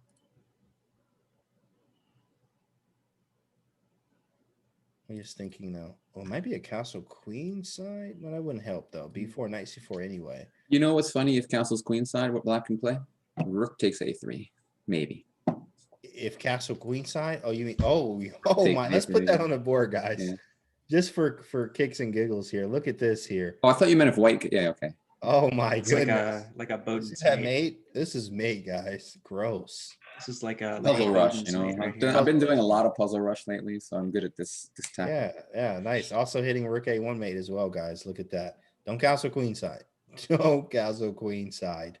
Let's see what happened in the game. Nothing yet. Bishop C5 is still on the board. No moves have been played, and they are thinking. This is a 5-minute game. 5-minute games, 2-second increment. It's not like they do have 10 minutes here. Now, sometimes it's hard to switch that gear off when you just played so many fast games or longer games. Yeah. But these guys are pros. They do this all the time. Knight takes C6, takes, Knight takes. Yeah. Yeah, I don't know why he giving up the pawn. I mean, I guess he kind of had to, but like, wasn't he down something already? No, he just had the double pawn. 4-5, 3-6. Yeah, I'm just down a pawn as white. It doesn't look that good. I'm down a pawn as black. 2 bishops, no conversation really, besides the king being in the center. Yeah, I'm looking for the compensation. That's what I'm spending my time doing. Obviously, the engine is saying +1, and being up a pawn and getting +1, that really feels that's not an edge. But like, you know, what's the sense behind this? Yeah. What do we do with this bishop? Bishop B7, rook D8. Put it on B5. B5. Because if we don't, I want to stop the bishop from coming to D3, which would stop us from castling. Very, very good. Very sharp move, actually. Bishop B5, stopping it. Rook to D8 is going to be annoying because we can't move the knight temporarily, but I think we just maneuver it to F3, and we do need to cover D3. So there it is, Bishop B5, so that we can cover the square. Engine didn't like that too much, but it's equal. I think Rook D8 is going to happen, and you know, we're getting a lot of moves. We're getting a lot. All of our pieces are developed. The white king is still in the middle of the board. It's not so easy. Is knight C4 a move here, or is I didn't bishop like knight D3 too strong? Yeah, bishop D3. Bishop D3. Yeah, I just didn't like it. But then you have knight D6 doesn't work. Yeah, that fails. That loses a piece. Rook takes D6. Correct. Or bishop takes. Bishop takes and bishop takes. Yeah, it's game over there. So that one doesn't work. We are here still stuck in this position here. I mean, they love white's position. Engine loves white's position, but what is the move is the question. I think knight to F3. King 2. I actually saw this move, but I thought this just wasn't that good for some reason. I just kind of dismissed it, but I guess it's fine. Rook to D1. As long as you have that bishop on B5, there's correct. There's some logic to it. Yeah. Yeah. As long as you can't get the bishop off of the square, it's good. It's no problems. That's what he's saying. He's like, yeah, I have no problem. So what? Maybe move the bishop back and then play E4, trying to at least. Yeah, I don't see a move for white. I mean, for black. Like, problem is knight. Oh no, not knight C7. Okay. There it is. Bishop G3. Knight C7. I guess what we the just bishop taking it. Take it. The Yeah, we just taking it. Okay, taking it and then work to the file. Yeah, white's doing great here. Yeah, the bishop on B7 doing some important. On B5 is doing some important defensive work, controlling the D3 square. It actually feels like the strongest piece right now. Yeah, it's very Bishop. nice. Oh no. Can I? G4 check is interesting, but I think knight to F3. What you got, Paul? Oh, I was going to ask if I could go rook C1 to prepare B4 because of knight C3. Oh, after well, it's he has as an idea. Yeah, I mean, idea, resolve this first, right? You know, right, and then rook C1 playing B4 as an idea. Yeah, B4 is going to be strong. F3. Now he has to worry about this pawn, but it was kind of inevitable anyway. Either block with the knight or block with the pawn. So now maybe bishop F2, which makes this bishop a little bit more passive than it was. Bishop H5 is like forced, right? Bishop F5 is forking. Yeah, he has to. I think he's forced to go bishop H5. There might be something on this. I mean, there could be some type of weirdness going on there. He is thinking though. Comrade Hall is in the think tank. Then he plays bishop H5. Knight C4 now, yeah. Defending. That's nice. Yeah. Now what do you do? There's no bishop D3 here. That was absolutely beautiful. You can't even get to this stuff. You have to play knight C7, which I'm just snapping all day, every day. Right. Don't even worry about it. That was very strong. Nice piece play. Well, I'm not worried about anything anymore as white. I mean, you just put the rooks to the file. Pretty easy. And white is up a pawn. I mean, he got that pawn earlier, and he still got that pawn. So as white, I'm just looking to survive whatever pressure that black's putting out, and then I'm looking to push my 2-on-1 majority on the queen side. Bishop to e7. Let's move on to the next game real quick. Christopher Yu's down to 30 seconds here, and this is wild. Oh my goodness. Something crazy going on. What's the piece count? 3, 4, 5. 3, 4, 5. But it looks like Christopher Yu is about to get hurt here. It just looks like that, but we don't know yet. Engine says it's equal. Queen d2 still equal. Rook b1 not a move Yeah, I was according to going to the say engine. I like black's Not a central move. space. You said black was in trouble here. I mean, yeah, sure, white's attacking, but white's got to find some precise moves to make this attack work, I think. Yeah, he's in trouble now. Rook takes f7. That should do it. Christopher Yu about to beat Elshan here, guys. I mean, this is -7. Like, it's very hard to give up -7s. Okay, you'd be surprised. We find ways to do it, King but to g8. this Yeah. is And the knight on g4 is kind of close to the king, but it actually doesn't have any squares. As long as man. It's Oh no, this over. is Elshan. Yeah, Elshan. Did he just? No, that can't be right. I didn't do that. Yeah, that was. He moved too quickly. He was trying to take advantage of Christopher's time trouble, but he forgot this kid sees things real fast. Yeah, he does. So like just because he has 15 does. seconds, he's not going to blunder. He's going to find a good move. And so I think that was Elshan's mistake. Because this knight d4 what Christopher played, that was not that complicated. If he just thought for like 10, 15 seconds more, he would have seen it. But I think he was rushing, got excited, saw the clock low. We all do it too. I think bishop d3 is fine, actually. As weird as this is, bishop he's d3 trying might to play be knight okay. f6 here. Knight f6, king f8 anyway. Yeah, bishop d3, knight f6, king f8. I'm off the way. Have a nice day. Now, okay, he can't play knight h7 and then king e7 takes. So that's kind of wild. I think I'm running for the hills, which that may not be correct. That may not be correct. King h8. Oh, you're right. But no. Oh, you're right. Queen h7. Oh, because there's no queen h7. Yeah. Yeah. Queen h6. Yeah. That's right. King h8 looked like suicide, but it actually Yeah, was it does, fine. it does look. It looks Oh like my it doesn't goodness. work. But It looks like it doesn't work, but you're fine here. Let's see the live game right now. He played knight h6, so if queen takes, but he actually just went for this. he'll take with the queen now. He'll take it. Yeah, he wanted to get moves 2-second one time. increments. Get that increment. That's right. Very smart move, guys. This You game see that? Use that increment there. He's gonna take down. Elshan loses. Oh my goodness, Christopher Yu with the big boy win. Wow, that was amazing. That was amazing. So they play. That was that it? I think they played one more. No, they played one more game. Right? Yeah, one more game. Whoa!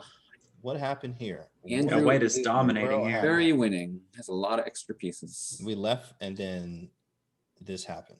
This b7 pawn. Oh my goodness. Oh my goodness. Everything. That's a beautiful pawn. Knight d7. I think he's going to just make the queen on b8. Make it easy. Took first. Queen next. You have 5 seconds here. What is he doing? He won't even make the queen. He's greedy. Tang, you got right. He really is like he's like scaring everybody right now. You about to flag? No, not anymore. That b2 pawn is fast. Knight takes c5. Doesn't care. Go ahead, take the rook. Might as well. Conrad's going to resign very soon. Oh, it's almost like he was trolling him at the end here. So two decisive games here. Yeah, 2 decisives. Who's going to win the race?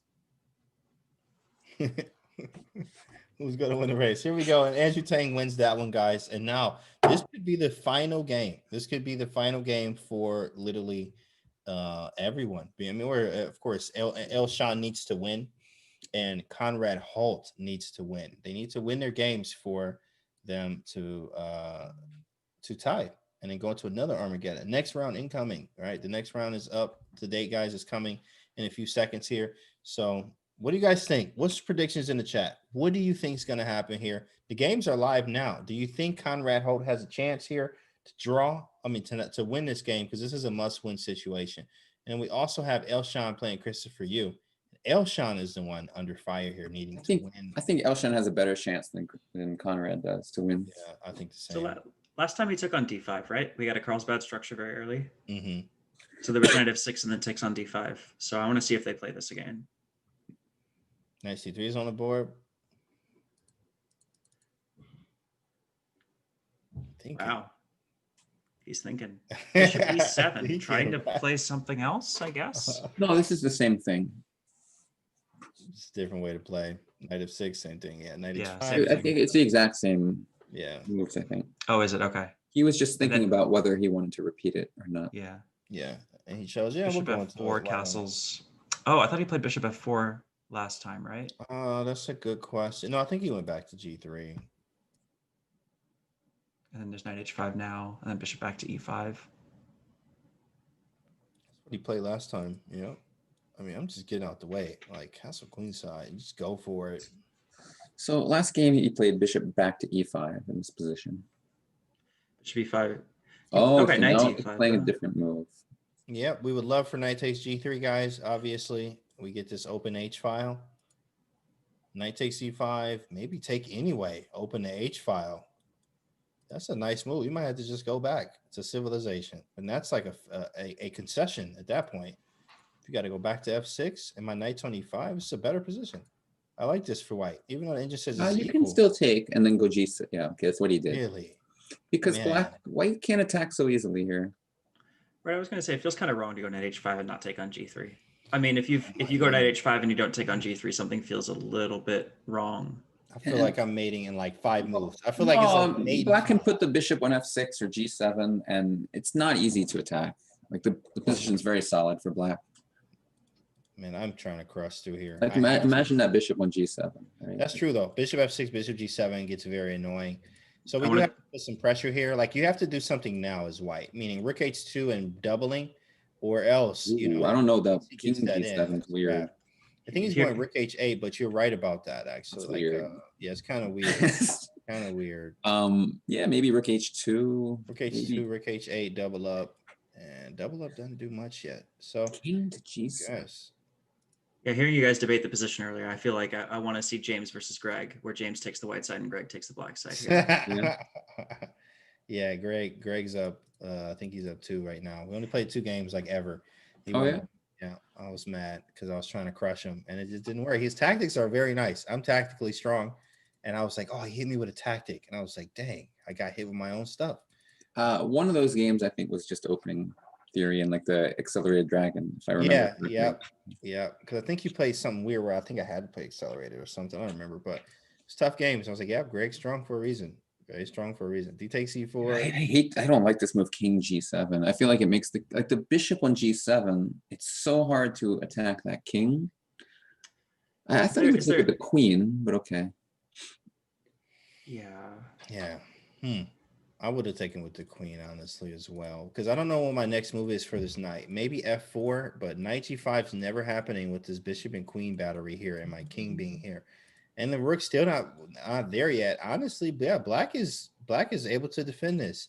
It looks are very deceiving in chess because this looks like you could just attack this, but it's honestly pretty rock solid due to the misplacement of the pieces right now. Maybe I'm queen still d2. afraid as black. Yeah, I mean, queen d2 looks like an incoming move. It depends on what black plays, but queen d2 could be extremely strong.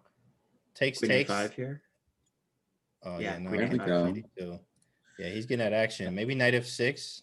This attacks e5. It attacks looks good. a2. It prevents queen to Ooh. d2. And then Yikes. as black, I want bishop f5. I want bishop f5. I want rook d8, try to trade off a rook. I want pressure on a2. I want pressure on e5. That was an excellent move. Queen a5. You're almost tempted to have to play this, but it may. No. I don't think it works at all. If Let's see. knight f6, we can even play rook h8. Rook h8. But maybe we can Take take anything. Yeah, I was also thinking you could even probably take on e5 Take that rook h7, king f6. maybe. and then take this way. Yep. And yeah, this is crushing. But your king in the center does look crazy. But I mean, I'm defended. Like stuff's defended. Maybe play the bishop out. Like it's crazy how this could work. Okay, he hasn't moved yet. Let's go to the next game. And oh, did it finish already?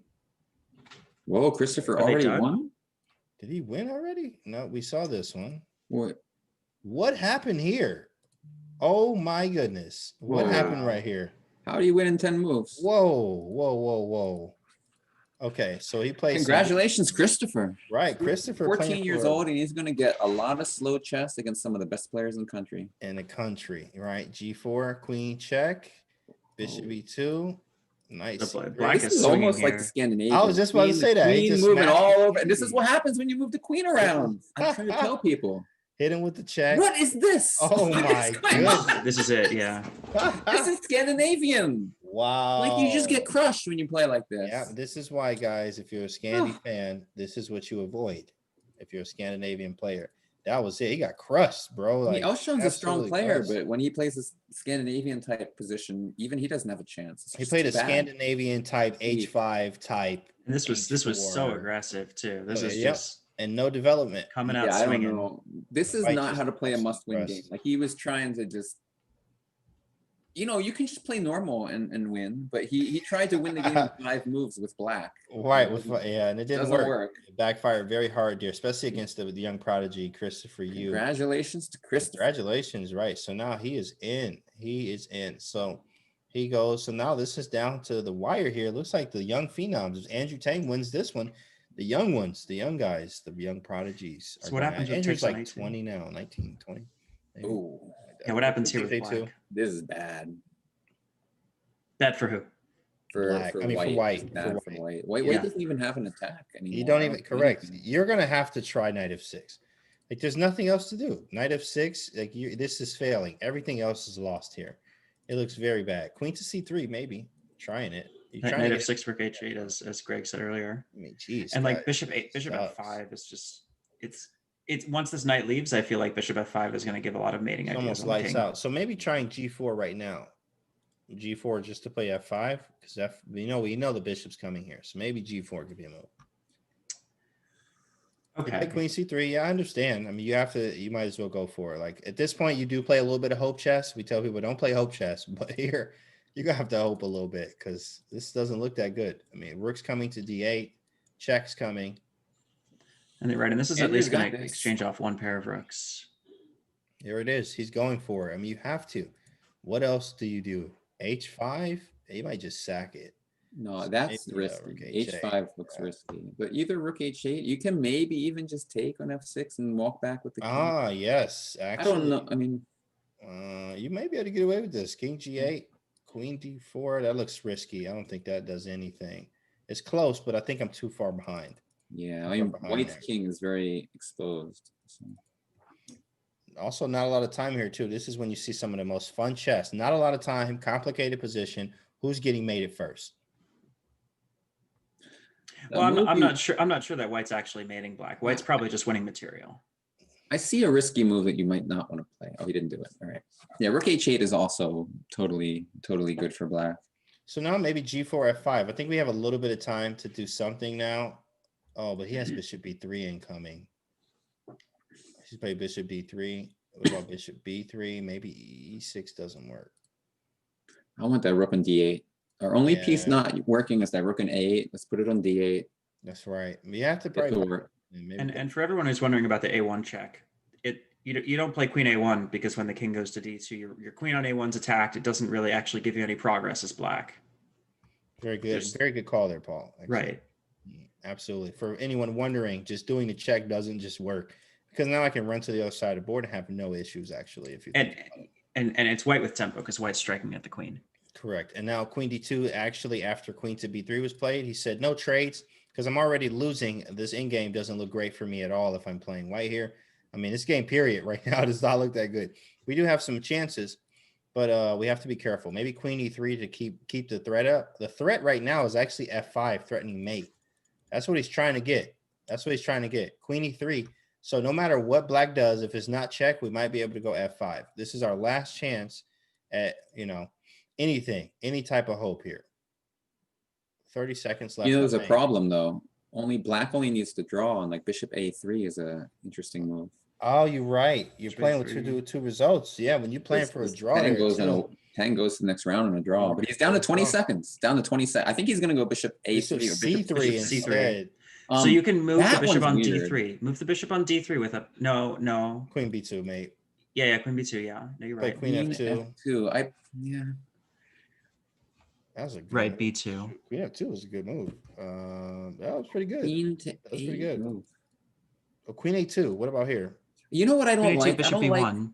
I Queen don't like a2, the- bishop Oh, b1. you're right. Bishop b1. Yeah. Oh man, I don't like this anymore. I don't like how he never used the rook in a8. Put it in Oh, E. oh, White's crushing. It's over. Somehow, some way. Have a nice day. Maybe Queen F4 could be hitting the bishop, hitting mate at the same How time. did he lose this? Oh my goodness. Somehow, some Armageddon. way. Yeah, it's gonna look like it. Oh, he took Well, back. it's not And lost he yet, right? missed it.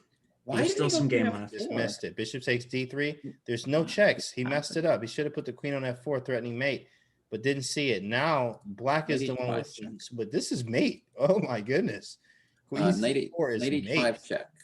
Knight H5 check. Oh, he does have a check. King out the way. So do we Take the repeat? But the pawn. draw Is wins it for him. G7? G7, Queen C4. Have a nice day. Yeah. Queen C4 is too That's strong. over. GG. So he We has to can probably take the pawn. King Then we can F8. go Queen Check. C5. Queen C5. Yeah, that's Wait, gross. is there Gross. wait, is white down material? Can I go Queen Oh my F7, trade the goodness. queens? No, we go Knight F6 check and then rook takes D3. Oh yeah. Hmm. And you know, white has some play there. What happened? Check Huh. first. What is this position? Oh my goodness. There is so much going He on. took on D3. Queen C2. Queen C2 takes. That was a blunder, I think. Yeah, I think so. I think so. Knight F6. Black's just winning And now we've got now. an endgame. Oh, maybe not winning. Well, I mean, you could clean up shop down here. Oh, you gotta be careful. Don't leave the back rank open too much.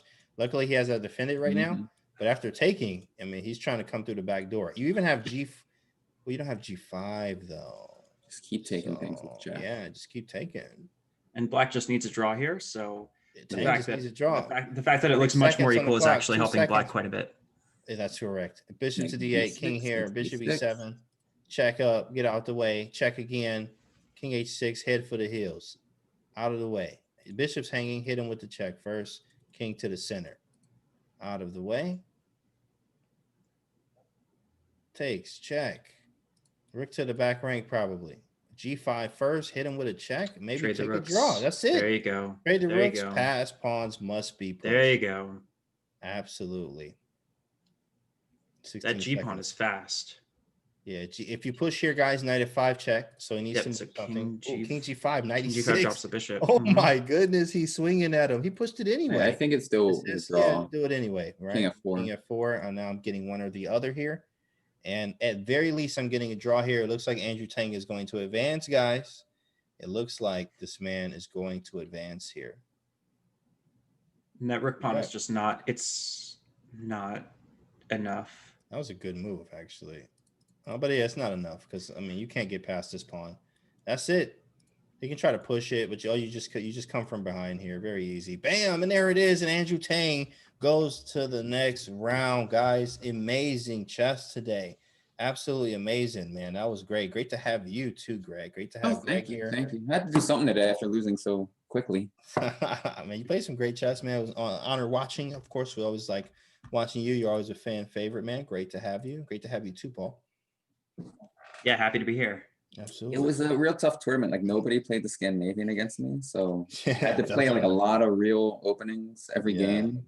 Well, let's actually see here in the pairings and results, guys. Let's take a look to see the finals here. We have Andrew Tang finishing with 5 and Christopher Yu finishing with 3 points, guys. So big boy matchup here. Conrad Hall and Elshan having 2.5 and 3. So looks like Christopher Yu and Tang are the ones moving on.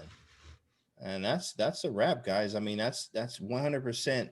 They won. They're going to the next round, which is the final Swiss, guys, which is coming up. So stay tuned for that. So you guys know what's going on. Here's the next bracket, actually, or here's the standings, the schedule. Sorry. So here we go. Invitational stage is coming up next, December 11th. Make sure you guys are watching out for that. It's going to be fun. And Big Boy Chess. Now we have Andrew Tang and Christopher Yu being there with some others selected here, guys. Here's actually the format. What's going to happen there. We're going to have 8 players, 2 from the qualification stage, 4 from US Chess, 2 from Chess.com, all in a round robin, 90 minutes with 30-second increment, and drawn lots to determine the order, guys. So it's been a pleasure being with all of you guys today, having commentary with the man, the myth, the legend himself, Greg Shahade, and having Paul, very strong Paul here with us as well, doing some excellent commentary. It was very awesome here, guys. Before we leave, would you like to say anything to the chat, Greg and Paul? I love you all. Very Very just simple. a blast to be here. Very simple. A blast to be here from Paul. And Greg says he loves you all. We love you guys here at Chess.com. Thank you so much for watching, guys. And we'll see you guys on the next event.